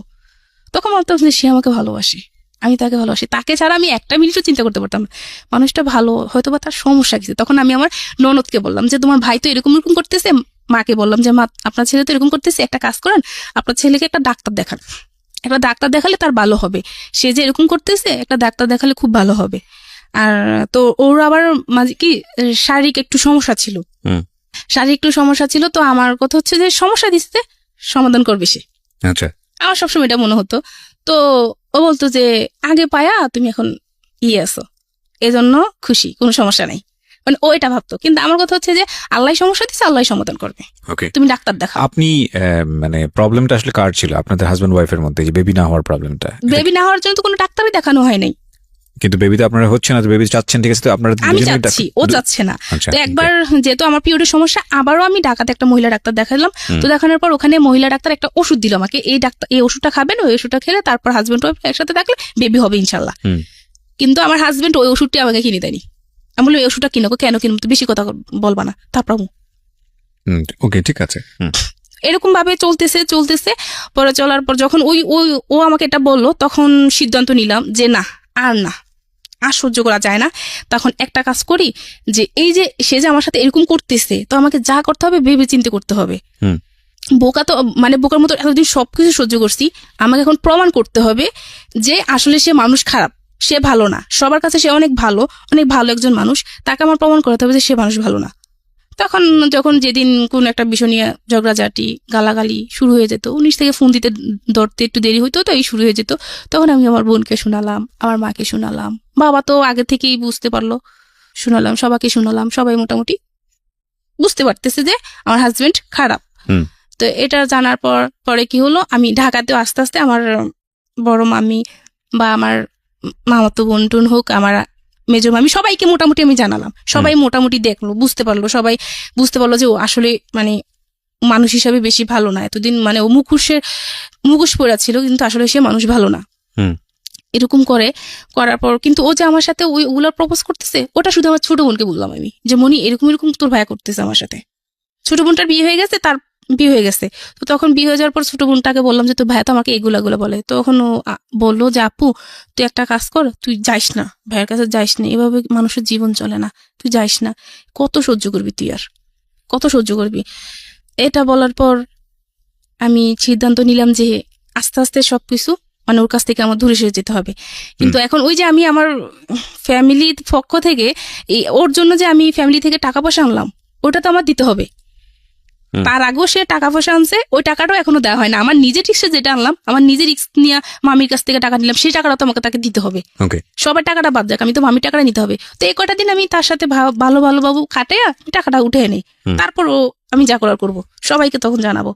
এটা হওয়ার পর আমি কি করলাম যে চলতেছি। এখন ও ফোন দিত না। এখন একটা পর্যায়ে কি হয়ে গেল, ঠিক মতো ফোন দিত না। এই যে ঝগড়াঝাটি এসব চলতেছে, একটা সময় সে আমাকে ফোন দিত না। তো ফোন দিত না, তখন খারাপ লাগতো, ভালোবাসার মানুষটা ফোন দিচ্ছে না, মানে খুব খারাপ লাগতো। তো তখন আমি ফোন দিতাম যে জান তুমি ফোন দিচ্ছ না কেন? তো বললো যে তোর রূপ আছে না গুণ আছে, তোর কোনটা আছে যে তোর সাথে আমি কথা বলবো? তোর রূপ আছে না গুণ আছে, কোনটা নিয়ে কথা বলবো তোর সাথে? এটা বলার পর নিজের কাছে একটু খারাপ লাগলো। ওই দিনে মনে হলো আর কি আমার হাজবেন্ড আমাকে পছন্দ করে বিয়ে করেনি। ওই বিয়ের পর দিন একটা বললো, তারপর থেকে আমাকে আর কোনোদিনও বুঝতেই দেয়নি। ও মায়ের সাথে বোনের সাথে যাই খারাপ ব্যবহার করতো, আমাকে কোনোদিন বুঝতে দেয়নি যে মানে সে আমাকে পছন্দ করেনি বা কালো বলে সে আমাকে কোনো অবহেলাই করেনি, এরকম কোনো কিছু বুঝতে দেয়নি। তখন যখন সে আমাকে এই কথাটা বললো, তখন আমি মানে অনেকটা খারাপ লাগলো আমার কাছে। তো খারাপ লাগার পর আমি আমাদের বাড়িতে আসলাম। আসার পর মাকে বললাম যে মা এরকম মানে আপনার জামাই তো এই কথা বলতেছে আমাকে। তো বলার পর মা বললে যে মানুষটা বর্তমানে কত কিছু ব্যবহার করে, তুই সব ব্যবহার কর, তুই দেখবি ফর্সা হয়ে যাবি।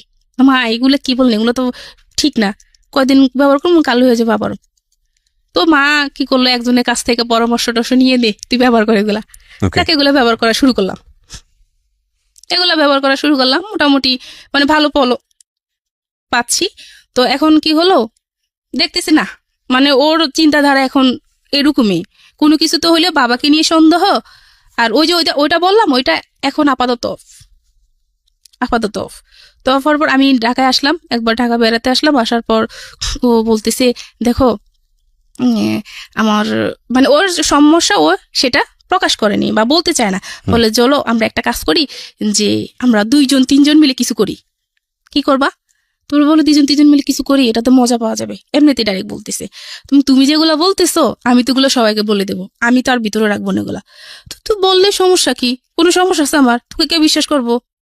সবাই তো আমাকে বিশ্বাস করে, কেউ জানলে আমি জীবনও এটা করবো না। আমি বলবো তুই মিথ্যা কথা বলস। তো ওখানে আমি চিন্তা করলাম যে কথাটা ঠিক, কারণ ওকে সবাই খুব ভালোভাবে বিশ্বাস করে, ও এরকম মানুষে না, এরকম সবাই চিন্তা মানে করবে। এটা বলার পর তখন আমি ভাবলাম যে কি করা যায়, এখন কি করা যায়, না আর যাবো না। তখন ডিসিশন নিলাম যে আর যাবো না। তখন বাড়ি আসলাম, বাড়ি আসার কিছুদিন পর আবার ঈদ ঘনিয়ে আসলো। ওই ঈদের সময় বাড়িতে গেল।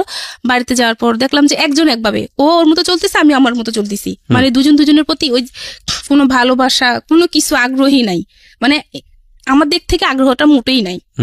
আমার দিক থেকে আমি আগ্রহটা অনেকটা কমিয়ে দিছি, যে না এই লোকটার সাথে আমি আর কোনোভাবে সম্পর্ক মানে সামনে আর আগাবো না, যে লোকটা মানে আমার সাথে এরকম করতেছে।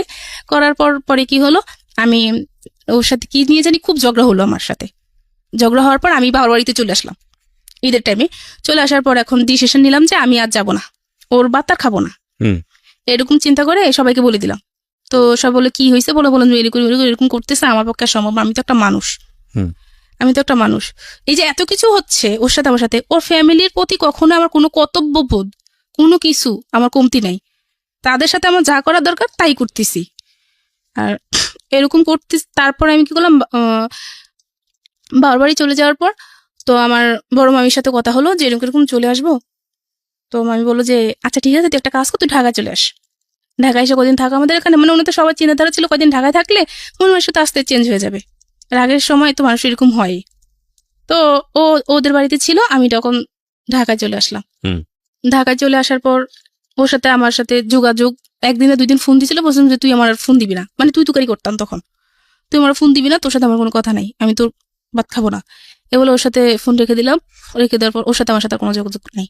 তো মামার বাসায় গেলাম, মামার বাসায় গিয়ে চলতেছে এরকম মামার বাসায় গিয়ে 18 দিন ছিলাম। 18 দিন থাকার পর আমার চিকুনগুনিয়া হয়েছিল। চিকুনগুনিয়া হওয়ার পর তো আমি যে ডাক্তারের কাছে নিতে পারতেছি না, এত অসুস্থ, বা সমস্ত শরীর ব্যথা, তো আমি নামতে পারতেছি না। ওইটা আবার মামার বাসায় যে দারোয়ান উনি দেখছে, তো মামার বাসায় যে দারোয়ান, ওই দারোয়ান আবার ওকে চেনে, আমার হাজবেন্ডকে খুব ভালোভাবে চেনে। তো চেনার পর ও লোকটা রাস্তা দিয়ে যাওয়ার সময় ওই লোকটা ডাক দিল, যে বললো যে ভাই এরকম এরকম ভাবি তো খুব অসুস্থ, ভাবি তো এরকম এরকম ঢাকায়, আপনি আসেন নাই যে, ভাবি এরকম অসুস্থ। কি বলেন? বলছে হ্যাঁ। মানে ও তো ওই দিনে জানলো যে আমি ঢাকায়। এরা মাঝে কোনো কারোর সাথে কারো যোগাযোগ নেই, না আমার শ্বশুরবাড়িতে কেউ আমাকে ফোন দিচ্ছে, না আমার হাজবেন্ড আমাকে ফোন দিচ্ছে। তখন যখন ও জানলো, ও সাথে সাথে আসলো, সাথে সাথে আইসা না, ও ফোন দিল। ফোন দেওয়ার পর তখন আমার বড় মাই ফোন রিসিভ করলো, বললো যে আচ্ছা ঠিক আছে, তুমি আসো, দেখি কি করা যায়, আসো। এখন ও আসলো। আসার পর তো মানে ও আমায় দেখে আর কি কান্নাকাটি করতেছে। আমি খুব অসুস্থ হয়ে গেছি, ও খুব কান্নাকাটি করতেছে, করতেছে, তুমি এতদিন পর্যন্ত ঢাকায়, অথচ আমাকে জানালো না, এই না সেই না। তো আমার তো ওর সাথে খুব রাগ, তোর সাথে আমার কিসের কথা, আমি তোর সাথে থাকবো না, তোর সাথে আমার কোনো কথা নেই। তখন বড় মামি বললো যে এত কথা বলিস না, রুমে আস, বসা কথা বলি, দেখি কি হয়েছে তোদের। তো এটা নিয়ে কি করলো, সবাই মিলে বসলাম, আমি, বড় মামি, ছোট মামি ছিল, ছোট মামি আর একটা লোক ছিল, উনি সব বসলাম। তো বসার পর বললাম যে মামি আমার সাথে এরকম এরকম করতেছে, মানে এর সাথে কিভাবে আমি থাকি, মানে ওই যে যেটা করতে বলতেছে এটা বলি নাই, শুধু বলতেছি যে সে কাকাকে নিয়ে আমাকে নিয়ে সন্দেহ করে, আমি কিভাবে থাকবো বলেন ওর সাথে।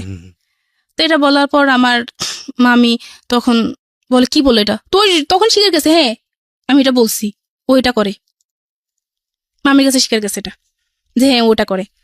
তখন আমার মামিও পুরো স্তব্ধ হয়ে গেল, সবাই উপস্থিত সবাই স্তব্ধ হয়ে গেল যে ওইটা কি বলে, মানে ফেরাস্তা তুললে একটা মানুষের নামে সে কি বললো এটা। এটা বলার পর সবার মানে মাথায় ঠিক মতোই গেল যে এই জামাই ভালো হবে না, আর এই মেয়েকে এখানে রাখা যাবে না। এখন সে খুব কান্নাকাটি করতেছে, আমার মা মেয়ের কাছে যাচ্ছে, আমার পায়ে পড়তেছে, আমার পায়ে ধরতেছে যে তুমি আসো, আমাকে একটা বার সুযোগ দাও, আমি ঠিক হয়ে যাবো, তুমি আসো। তো যখন এই 18 দিন ছিলাম না, তা 18 দিনের মাঝে আমার ফোনে একটা ইমুতে একটা ফোন আসতো, খুব ফোন আসতো। তো লোকটা আমাকে বলতাম যে ফোন দিয়েন না, বা আমার মামাতো বোন, ভাই, মামামি সবাই শুনতো যে আমি লোকটা খুব বকা দিতাম। আমি ব্লক করতাম, ব্লক হতো না, মানে বুঝতে পারি না ব্লকটা যে প্রোফাইলে গিয়ে ব্লক করলে ব্লক হয়, এটা আমি বুঝতাম না, মানে ততটা ছিল না আমার। তো খুব ফোন দিচ্ছে, তখন ও আমাকে বুঝাচ্ছে আসো শোনা, এভাবে কেমনে হইব, আসো আমি এখন ডাক্তার দেখাবো, তোমাকেও ডাক্তার দেখাবো, আমিও ডাক্তার দেখাবো, আমরা বাচ্চা নিব, আমরা মানে সংসার করব। তো আমি বললেই যে তখন চিন্তা করলাম যে মানুষটা যে এত কান্নাকাটি করতেছে, তাহলে একটা কাজ করি, তাকে বলি যে আমাকে যে সে এত সন্দেহ করে, তাহলে তার কাছে আমাকে রাখো, সে আমাকে গাছতলায় রাখো, গাছতলায় থাকবো, সমস্যা নেই, তার সাথে আমি থাকবো। তো বললাম যে আমি তোমার কাছে থাকবো, আমাকে নিয়ে যে তোমার এত সন্দেহ, তাহলে আমি একা থাকবো না, আমি তোমার কাছে থাকবো, যাতে তোমার সন্দেহটা দূর হয়ে যায়। বলেছে আচ্ছা ঠিক আছে, আচ্ছা ঠিক আছে। তো যে রুম ছিল ওই রুম ভালো ছিল, আমি যতটুকু জানি যে রুমটা ভালো, 4তলা রুম আছে, একটা রুম দুজন মিলে থাকবে, একটা রুম তো দুজনের জন্য এনাফ, দুজন মিলে থাকবো, খাবো, খুব ভালো, রাজি হলাম। তো ওকে তখন যখন আসবো তখন আমি ওকে বললাম আর কি যে শুনো, আমার ফোনে না মানে একটা নাম্বারে খুব ফোন আসতেছে, তুমি দেখো, এটা দেখে আবার তোমার তো আবার সন্দেহবাজ মানুষ, আবার সন্দেহ করো না, এই নাম্বারে ফোন আসতেছে, তুমি আমাকে সন্দেহ করো না, মানে এরকম আমি ব্লক করতেছি কিন্তু ব্লক হচ্ছে না। তো আচ্ছা ঠিক আছে, সমস্যা নাই। তো এটা বলার পর ওর কাছে আসলাম, ওর বাসায় নিয়ে আসলো আমাকে, যখন কান্নাকাটি করে সবাই বুঝালো আচ্ছা ঠিক আছে যা, আসলাম ওর বাসায় আসার পর আমার ছোট বোনের হাজবেন্ড তখন বাইরে ছিল, তো ফোন দিত, আমার বোনের ফোন দিছিল, কথা বুঝি না আমি। তো কি করলো, SMS করলো যে আপু আমি তো কথা বুঝতেছি না, তো আমি রাতে আপনাকে ফোন দিব, SMS করে লিখে দিল যে রাতে আপনাকে ফোন দিব। তো আচ্ছা ঠিক আছে, রাতে ফোন দিবে, ওইটা ওর হাতে বললো যে রাতে ফোন দিবে, ওর সাথে তোমার কিসের কথা রাতে, তোমার ছোট ভাই, কি বলো তুমি, ও ছোট ভাইরা তো এরকম করে সেরকম করে, মানে আবারও চিন্তাধারা অন্যরকম যে আমার বোনের হাজবেন্ডের সাথে আমার কি সম্পর্ক, ও কেন আমাকে রাতে ফোন দিবে। এটা নিয়ে আমার গিনজিম এই 2 দিন না হতে আবার গিনজিম শুরু হয়ে গেছে, কি যে একটা অবস্থা, ঝগড়াঝাটি। তো আমি বুঝাতে লাগলাম যে এরকম করো না, এসব চিন্তা ছাড়ো, ভালো হয়ে যাও, ভালো হয়ে চলি, এটা ভালো হবে। আমি একবার চলে গেছি, তারপরে আবার আনছো, এখন আবার এরকম করতেছো না, সে বুঝতেছে না। তখন আমিও খুব রাগ করে ওর সাথে তুই করে আমিও ঝগড়াঝাটি করা শুরু করলাম, কেন এরকম করতেছিস তুই, মানে তুই করে কথা বললাম। তো যাক, ওখানে আবার শান্ত হয়ে গেল, আবার সব ঠিকঠাক। এখন জানি তো যে রুমে নিছে, কিন্তু ও রুমে না, ছোট্ট আরেকটা রুমে। বলতেছে ওই রুমে আমার সবকিছু আছে, এই রুমে আমি থাকবো, ওই রুমটাতে থাকতে ভালো লাগে না, আমি এই রুমে থাকবো। তো একটা কাজ করবো, তো 4তলায় ছিল রুমটা, 2তলায় রুমটা এখন আবার 2তলায় রুম নিছে, 4তলায় অন্য 2জন থাকে। তো একটা কাজ করো, তুমি 4তলায় গিয়ে রান্না করো। এখন কি হতো, 2তলা থেকে 4তলায় রান্না করতে যেতাম, আবার 4তলা থেকে 2তলা আইসা ঘুমাতাম, মানে এরকম 2তলা 4তলা 2তলা 4তলা চলতো। থাকি না, সমস্যা কি? মানে এটা দেখি না মানুষটা ভালো হয় কিনা। তখন কি হলো, ওই যে বললাম ইমুতে একটা ছেলে আমাকে ফোন দিছিল, তো ওই ছেলেটা একদিন ফোন দিল। ফোন দেওয়ার পর আমি বলতেছি, দেখে আমি ব্লক করতে পারতেছি না, তুমি ব্লক করে দাও। আর যেহেতু ফোন দিচ্ছে, ফোন রিসিভ করার দরকার নাই, আমি তো লোকের সাথে কথা বলার কোনো দরকার নাই। তো এটা নিয়ে আবার ঝামেলা শুরু হয়ে গেল। তো ওই লোকটাকে ওই দিনে আমি কিভাবে জানি প্রোফাইলে গিয়ে আমি ব্লক করে দিলাম, শেষ। ওই দিনে ওই কাহিনীটা ওখানে শেষ। এটা নিয়ে ঝগড়া হওয়ার পর ওইখানে কাহিনীটা এটা শেষ। এখন কি করতো, রাতের বেলা আসতো, ঘুমাইতাম বা আমি শুয়ে থাকতাম, মানে হঠাৎ করে ওর কি মেজাজ খারাপ হইতো জানি না, কোনো কিছু হইলে আমার আঙ্গুল দিয়ে খুঁচাই শরীরের ভিতর খুঁচাইতো। ও মানে তুই কার সাথে কথা বলিস, কয়জনের সাথে কথা বলিস, মা তুলে গালিগালাজ করতো। ওকে, আমরা ইন ডিটেইলে না যাই, অশ্লীল কথাবার্তা বলতো। হ্যাঁ, এসব তুলে গালিগালাজ করতো, আর মানে ইয়ে করতো, খুব বকাবাদ্য করতো। তো এরকম চলতেছে, এরকম অনবরত চলতেছে। চলার পর মানে কি করবো কোনো কিছু বুঝতে পারতেছি না। এদিক দিয়ে আমার যে কাকা খুব অসুস্থ হয়ে গেল। কাকার তখন ক্যান্সার ধরা গেল। ধরা খাওয়ার পর ওর মাথায় তখনও কাজ মানে জানে যে কাকার ক্যান্সার, ওর মাথায় তখনও কোনো কিছু কাজ করে না যে এই মানুষটা ক্যান্সার, এই মানুষটা মারা যাবে। এখন এই মানুষটাকে নিয়ে কথা না বললে কি নয় না, ওর এখন এগুলাই বলতেছে, কাকাকে নিয়ে সম্পর্ক বা বোনের হাজবেন্ড। এখন ওই যে ওগুলার অফার আর করেনি ওই দিনকার পর থেকে, ইয়ে করার পর, রাগারাগি করার পর ওই প্রপোজ গুলো আর করেনি। তো এখন বাবা অসুস্থ, বাড়ি থেকে একটু ফোন দিতে পারতো না। যখন মাকে ফোন দিতাম তো বলতো যে বাবা খুব অসুস্থ, তোর বাবার আজকে এই অবস্থা। তখন শুনলে খুব খারাপ লাগতো যে আমার মানে বাবার এই অবস্থা। আর আমি যখন থেকে আমার হাজবেন্ড এগুলো সন্দেহ করা শুরু করলো, তখন থেকে আমি কোনোদিনও মানে বাবা বলে জড়িয়ে ধরতে পারিনি যে এ মানুষটা আমার বাবা, কাকা, যে মানুষটা আমার ছোট থেকে বড় করছে। একটা দ্বন্দ্ব লাগতো, বুকের ভিতরটা জানি কেমন করতো যে এই মানুষটাকে নিয়ে আমার হাজবেন্ড এত কথা বলে, যে মানুষটা আমাকে মা ছাড়া কখনো কথা বলেনি। আমার সন্তান নাই, কিন্তু আমার বাবা আমাকে মা ডাকতো, ওইটাই আমার আল্লাহর কাছে শুকরিয়া ছিলাম। তো এখন এরকম চলতেছে। চলার পর আমি একদিন কি করলাম, আমার মামার বাসায় গেলাম। আমার মামাতো বোন, আমার খালাতো বোন সবাই ছিল বাসায়। আমি গেলাম ওদের কাছে, গিয়ে মানে কয়েকদিন থাকলাম, 3 দিন থাকলাম আর কি। 3 দিন থাকলাম, ওকে বললাম যে আমি থাকি। তো প্রথম দিল, কিন্তু পরে আসার পর আর কি এগুলো নিয়ে ঝামেলা করলো যে কেন ছিলি, এই সেই, তোর কি খবর আছে যে আমি যে একটা মানুষ ছিলাম, খাওয়া দাওয়ার কষ্ট হচ্ছে, তোর কি এটা খবর ছিল? এটা নিয়ে আর কি ঝগড়াঝাটি হলো। ও করলো আমার সাথে, আমি করলাম যে তুমি কি কইতে চাও এইসব। মানে এখন তো আমি পুরাপুরি ওর থেকে মানে দূরে চলে যাচ্ছি, যে এই মানুষটার সাথে আমি আর থাকবো না, এই মানুষটার সাথে আমি থাকবো না। যতই সুযোগ দিয়ে যাই কই না কেন, এই মানুষটার সাথে আমি মন মিশিয়ে আমি চলতে পারবো না। যে মানুষটা আমার সাথে এরকম করতেছে, দিনের পর দিন আমাকে এরকম অত্যাচার করতেছে, মানসিকভাবে এরকম অত্যাচার রাখতেছে। যে ডাক্তার দেখাক শত, কিন্তু এগুলা দিয়ে তো সে আমাকে শান্তি দিচ্ছে না। একটা মেয়ের শান্তি কিসে? স্বামী, সেই স্বামীর কাছে তো আমি শান্তি পাচ্ছি না। তো এটা নিয়ে খুব ঝগড়া হলো, একদিন রাতে খুব ঝগড়া হলো। ঝগড়া হওয়ার পর মানে একটা পর্যায়ে ও আমাকে খুব মারলো, অনেক মারলো। মারার পর আমি আমার ভাইকে ফোন দিলাম যে আমার এই করছে, আমাকে মারছে। মারার পর কি করলো, ভাই আসলো পরের দিন। আসার পর ভাই আসা দেখলো যে আমার গলায় করে মানে মারছে, তো দাগ পড়ে গেছে, ইয়ে করছিল, সবকিছুতে দাগ পড়ে গেছিল। তো যখন ভাই বললো যে এগুলা কি, ও বললো যে ভাইয়া ও তো আসলে অ্যালার্জির সমস্যা, এই কারণে এরকম। ওকে আমি কিচ্ছু করিনি, মানে ও যে এত মারতো। ও বলতো যে আমি একটা থাপ্পড় দিছি, এখনো পর্যন্ত স্বীকার যায় যে আমি একটা থাপ্পড় দিছি, আমি কখনো ওকে মারিনি। আমি বললাম যে আমি চলে যাবো, তা আবার বাড়িতে চলে গেলাম। বাড়িতে চলে যাওয়ার পর এখন আমার শ্বশুর শাশুড়ি ননদ দেবর সবাই বুঝাচ্ছে যে আরেকটা সুযোগ দেওয়া, আসো। ও কান্নাকাটি করতেছে, দেখো তুমি ছাড়া আমার কেউ নাই, আমি ভুল করছি, আমাকে ক্ষমা করে দাও, তুমি আসো।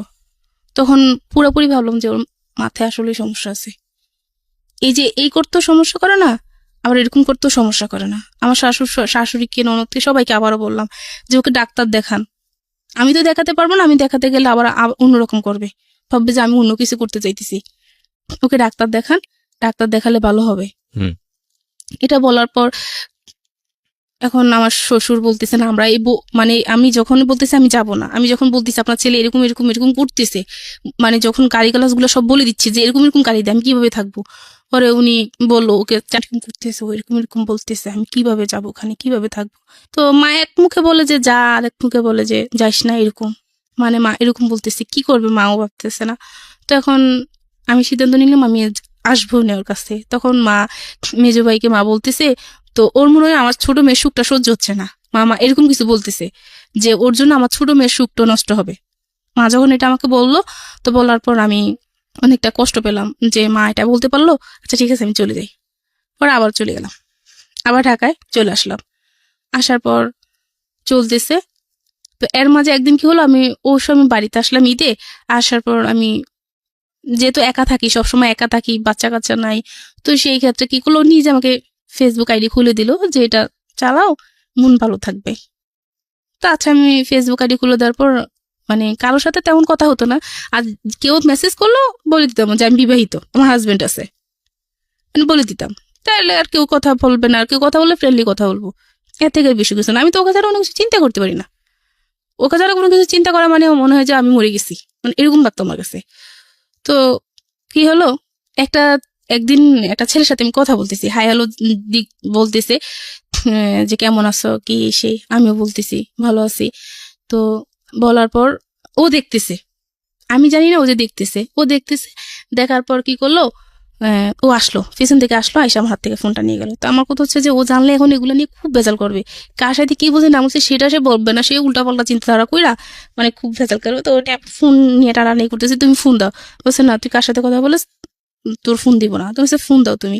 তো বলতেছে না ফোন দেওয়া যাবে না, এটা নিয়ে ওর সাথে আমার সাথে মানে ছেলেটা কে ছিল? ছেলেটা ফেসবুক ফ্রেন্ড।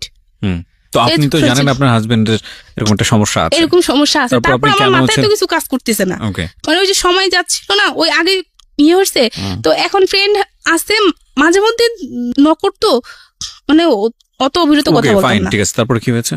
তো এটা দেখার পর ছেলেটা হিন্দু ছিল, তো জানার পর ও তো চিন্তাধারা অন্যরকম, ও তো ওর মাকে দেখালো, দেখেন মা ছেলেটা দেখেন আপনার বউ এরকম করতেছে সেরকম করতেছে, এই জন্য তো আপনার বউ চলে যাবে, এরকম চিন্তা করতেছে, ওরে নিয়ে আজকে বসবে, এই করবো সেই করবে, এই করে সেই করে নিয়ে মানে আবার শুরু হয়ে গেল, মানে গলা টিপি দিয়ে ফেলে দিছিল, মারামারি করতেছে। পরে আমার শ্বশুর এসে ধরলো যে এরকম করতেছিস কেন, দে আমার কাছে ফোন দে, কি হয় দেখবো, আমি দেখবো।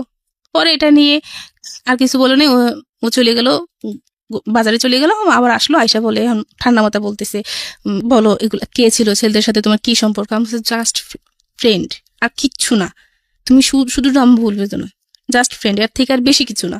তো বলতেছে না ওর সাথে তোমার অন্য কোনো সম্পর্ক, আচ্ছা ঠিক আছে তাহলে ব্লক করে দাও, তাহলে তো হয়েছে।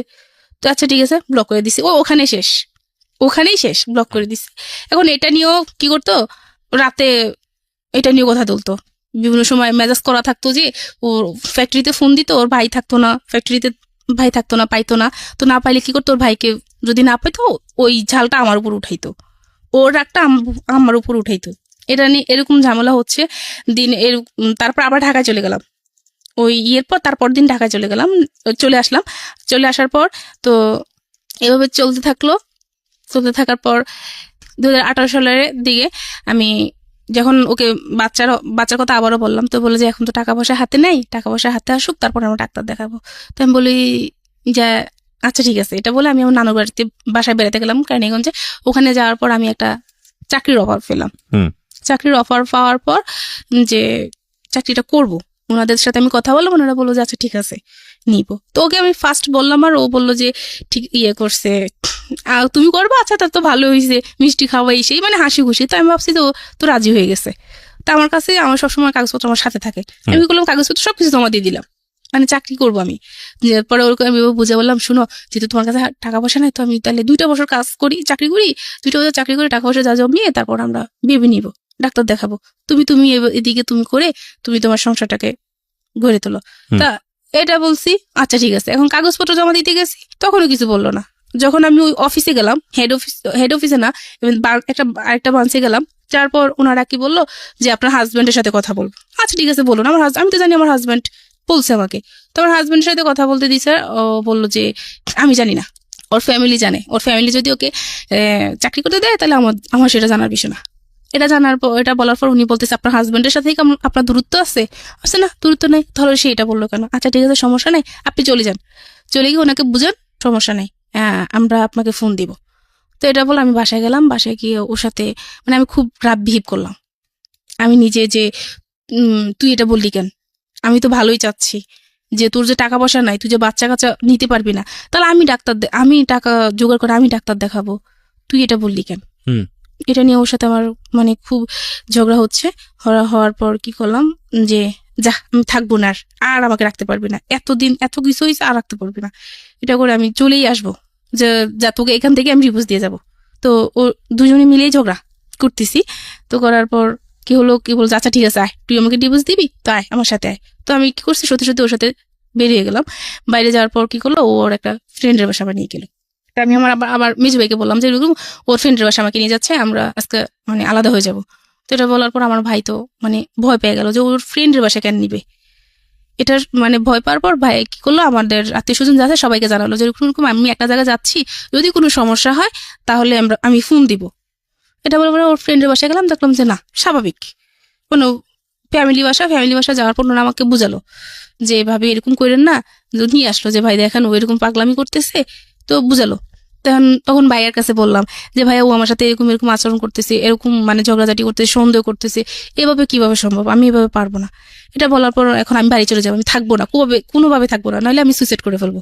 তো ভাইয়া বললো যে আচ্ছা ভাবি ইয়ে করেন না, ফাহিম ভাই ও যদি যেতে চায় তাহলে ওকে বাড়িতে পাঠান, কয়েকদিন থেকে আসুক, তারপরে ঠিক হয়ে যাবে।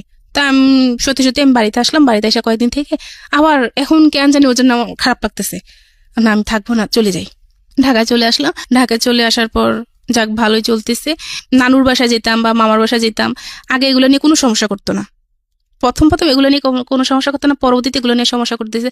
যা ও ছাড়া আমি আমার ফ্যামিলির মানুষের সাথে অনেক জায়গায় ঘুরতে যেতাম, যেতে দিত। এগুলো নিয়ে কোনো সমস্যা করতো না, এগুলো নিয়ে ভালো ইয়ে করতো। তো ঘুরতেছি ফিরতেছি ভালোই। এখন রমজানে কি করলাম, ও একদিন বসে বসে আমাকে বলতেছে যে তুমি কোন দিন জানি মানে টার্গেটে পড়ে গেছো। কি টার্গেটে পড়ছো? তুমি মেরে ফেলবো নাকি? কিসের টার্গেট বলতেছো তুমি? এগুলা বলছো টার্গেটে পড়ে গেছো। তুমি হাসতেছে আর বলতেছে টার্গেটে পড়ে গেছো। তা আমি এটাতে খুব ভয় পাইছি যে কিসের টার্গেটে পড়ে যাচ্ছি আমি। তো বললো যে না কিছু না, এ বলে ও মানে তখনই চুপচাপ হয়ে গেল। তখন আমার খুব ভয় লাগলো যে সে খারাপ কিছু একটা করতে চাচ্ছে, যে আমি টার্গেটে পড়ে যাচ্ছি। তখন আমি আমার ফ্যামিলিকে বললাম যে ওরকম করতেছে। এখন সবাইকে মোটামুটি বলা হয়ে গেল, এখন সবাই চাইতেছে যে চলে আয়। এখন সবাইকে বিশ্বাসও বলতে পারলাম যে এখন আমাকে কেউ দোষ দিতে পারবে না, কেউ বলতে পারবো না যে আরেকটা সুযোগ দে, কেউ বলতে পারবো না ধৈর্য ধর। তো আমি দোষলাম, সবাইকে দেখানোর পর আমি কি করলাম, ঈদে বাড়িতে গেলাম। বাড়িতে গিয়ে আবার চলে আসলাম, চলে আসার পর এখন বাবা অসুস্থ, আরো বেশি গুরুতর অসুস্থ হচ্ছে। তো গেলাম, বাড়িতে আসলাম, গেলাম, যাওয়ার পর বাবাকে দেখে এসে আবার চলে আসলাম। আবার 9 দিন পর আবার ফোন গেল যে বাবা খুবই অসুস্থ। তো তার আগের দিন আমি ওকে তার সাথে আমার যে সমস্যাটা হয়েছিল তো ওই দিন আমি দুজন হাসাহাসি করতেছি, বলতেছি যে তোমার হাতের রান্না আসলে অন্যরকম, মানে খায় খুব তৃপ্তি পাওয়া যায়। আমি সব বাদ দাও, এবার দুষ্টামি পাজলামি যা হয়েছে করো, একটা কাজ করো শোনা, এবার বাচ্চা নেওয়ার জন্য ডাক্তার দেখাই, এটা ভালো হবে। ওইটা বলছি, আবার রাগারাগি শুরু হয়ে গেল, তোর বাচ্চা নেওয়ার জন্য এত পাগলখানে এরকম করে। পরের দিন আর থাকবো না, এইবার শেষ। তখন কি করলাম, সবকিছু ইয়ে করে পরের দিন ফোন আসলো যে বাবা খুবই অসুস্থ, আমাকে দেখতে চাচ্ছে। তো চলে গেলাম। বাড়িতে চলে যাওয়ার পর 5 দিন পর বাবা মারা গেল। 5 দিন পর বাবা মারা গেল, আমাকে মা ডাকার যে আমাকে মা রাখতো সে মারা গেল। তো বাবা মারা যাওয়ার মানে শুধু এটা বলো যে মা তুই খুব ভালো থাকবি, আর এই লোকটার কাছে না যাওয়াটা ভালো হবে, যে এত কষ্ট দেয় আমার মাটারে। তো বাবা মারা যাওয়ার পর ওকে জানানো হলো, ওরা গেল, যাওয়ার পর যা কিছু করার করে চলে আসলো। তারপর ঈদ হলো, কোরবানি ঈদ হওয়ার পর এখন ঈদের সময় ওদের বাড়িতে যাওয়ার জন্য আমাকে বলতেছে, আমি যাইনি। না যাওয়ার কারণে অনেক চেষ্টা তারা করলো আমাকে যাওয়ার জন্য, আমি যাইনি। তারপর আমার দেবর বিয়ে ছিল, তো আমার ননদ দেবর আয়সা খুব মানে ইয়ে করে নিয়ে গেল যে ওকে নিয়ে যাই, ওকে দেন। তো আমাকে একদিনের জন্য দেওয়া হলো। একদিন গিয়ে থেকে তারা বললো যে আমরা বসবো এটা নিয়ে। ওরা এইভাবে আর কয়েকদিন চলবে, ওরা দুজনের বয়স হচ্ছে, বাচ্চা কাচ্চা কিছু হচ্ছে না, এটা 2 দিন পর ঝগড়া। তার থেকে ভালো ওদের এরকম হওয়া দরকার কি, এটা বলে আমি একদিন থেকে তারপর চলে আসলাম। ওই দিন বসলো, সবাইকে নিয়ে বসা হলো। এখন বসা হওয়ার পর বললো যে তোদের সমস্যা কি, মূল সমস্যাটা কি। তো আমাকে প্রথম জিজ্ঞাসা করলো যে কি সমস্যা। পর আমি বললাম যে আমাকে ও সন্দেহ করে কতদিন যাবত, বিয়ের 1 সপ্তাহ পর থেকে। তো এতদিন তুই বলিসনি কেন, এতদিন বলিনি, দেখি না ঠিক হয় কিনা। কিন্তু এতটা বছর পর্যন্ত, কত বছর, 7.5 বছর, 7.5 বছর এতদিন পর্যন্ত এত কিছু করলাম। পরে বললাম যা যা হচ্ছে আমার সাথে, এরকম এরকম বলতেছি। আর ও বললো যে, তখন ওকে জিজ্ঞাসা করলো যে তুমি ওকে সন্দেহ করো কেন। পরে বলে যে আমার না ও অসুস্থ দেখে আমার ওর সন্দেহ হয়। তুমি এই যে সন্দেহ করতেছো, ওর কিছু পাইছে পর্যন্ত? বলছে না। ওকে কোনো ছেলেদের সাথে কথা বলে, যে ও একটা ছেলের সাথে কথা বলছে, ইমুতে কথা বলছে, ফেসবুকে কথা বলছে, কিছু করছে, ওর সাথে দেখা করছে? কয় না। তো ও বিয়ের আগে একটা ছেলের সাথে সম্পর্ক করছে, ওই ছেলের সাথে কোনোদিন কথা বলছে? যে না। এসব যখন সে বললো, তাহলে তুমি ওকে সন্দেহ করো কেন? ও অসুস্থ থাকে এই জন্য আমার সন্দেহ হয়। আমার কেন সন্দেহ হয় জানি না, অসুস্থ থাকে সন্দেহ হয়। এটা বলার পর সবাই বললো যে আচ্ছা ঠিক আছে, তাহলে ওকে 2 মাস সময় দেওয়া হোক। আমি তো যাবো নাই। তখন আমি আমার একটা আঙ্কেলকে বললাম যে ও আমাকে এইসব অফার করে, আমি কিভাবে ওর সাথে যাব। তারপরে সবাই মিলে একটা বললো যে না, ওকে সময় দেখ, কারণ এখন বাবা মারা গেছে। এখন আমার মানে উপরে আর তো নাই। 2 মাস সময় নেওয়ার পর ও আমাকে ফোন দিত, আমি ঠিক মতো কথা বলতাম না। তখন ও বললো কেন তুমি আমার সাথে এরকম করো, এখন তো সবকিছু ঠিকঠাক হয়ে গেছে, তুমি 2 মাস থাকো তারপরে আসো এসে। তখন আমি বললাম যে তোমার সাথে আমার কিসের কথা, যে স্বামী তার স্ত্রীকে এসব কথা বলতে পারে? কখন আমি তোকে বললাম, আমি তো তোকে কিছুই বলিনি। আমি এখন সবাইকে বলবো যে তুই আমাকে এসব অফার করছিস, যে তুই অন্য ছেলেদের সাথে থাকতে চাস, এই জন্য আমি তোকে দিতে চাই না বলে তুই আমার কাছ থেকে চলে যাস। আমি এইসব মানুষকে বলবো দেখি তুই কি করিস, পারলে তুই কিছু করিস। মানে সবাই আমাকে বিশ্বাস করে, সবাই আমাকে বিশ্বাস করে। ও খুব খুব ভালোভাবে মিথ্যা বলতে পারে। তো তখন চিন্তা করলাম যে কি করব এখন। আর এখন বাড়িতে যখন থাকতেছি তখন মোটামুটি অনেকে জেনে গেছে যে আমার এরকম হবে। তখন একজন অফার করলো যে একটা কাজ কর, এরকম থেকে কি করবি, ইমুতে কথা বল, ছেলেদের সাথে ইমুতে কথা বলে টাকা ইনকাম করিস।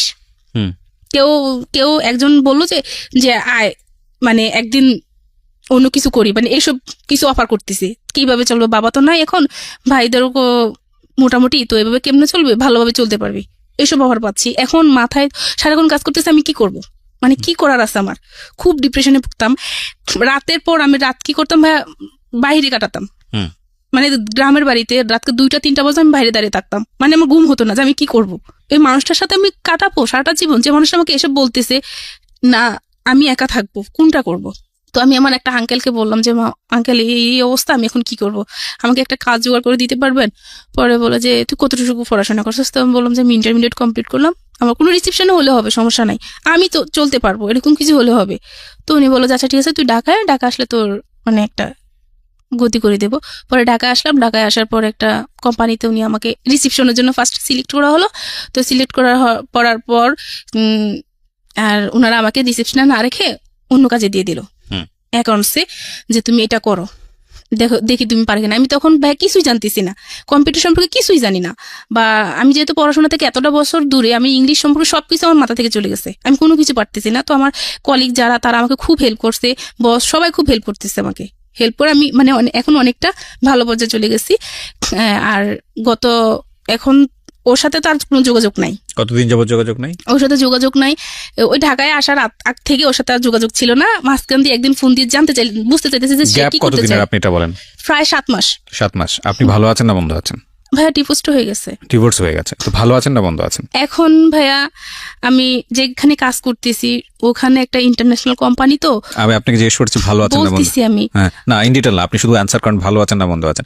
আমার ইন ডিটেইল জানার দরকার নাই, আমি ঘটনা যেটা বুঝতে পেরেছি অনেক আগেই বুঝতে পেরেছি। আপনি শুধু আমাকে এইটুকু অ্যানসার করেন যে আপনার আগের যে জীবন ছিল সেই জীবনের থেকে এই জীবনটা ভালো না বন্ধ? আগের জীবন থেকে এই জীবনটা আছে, ভালো আছে।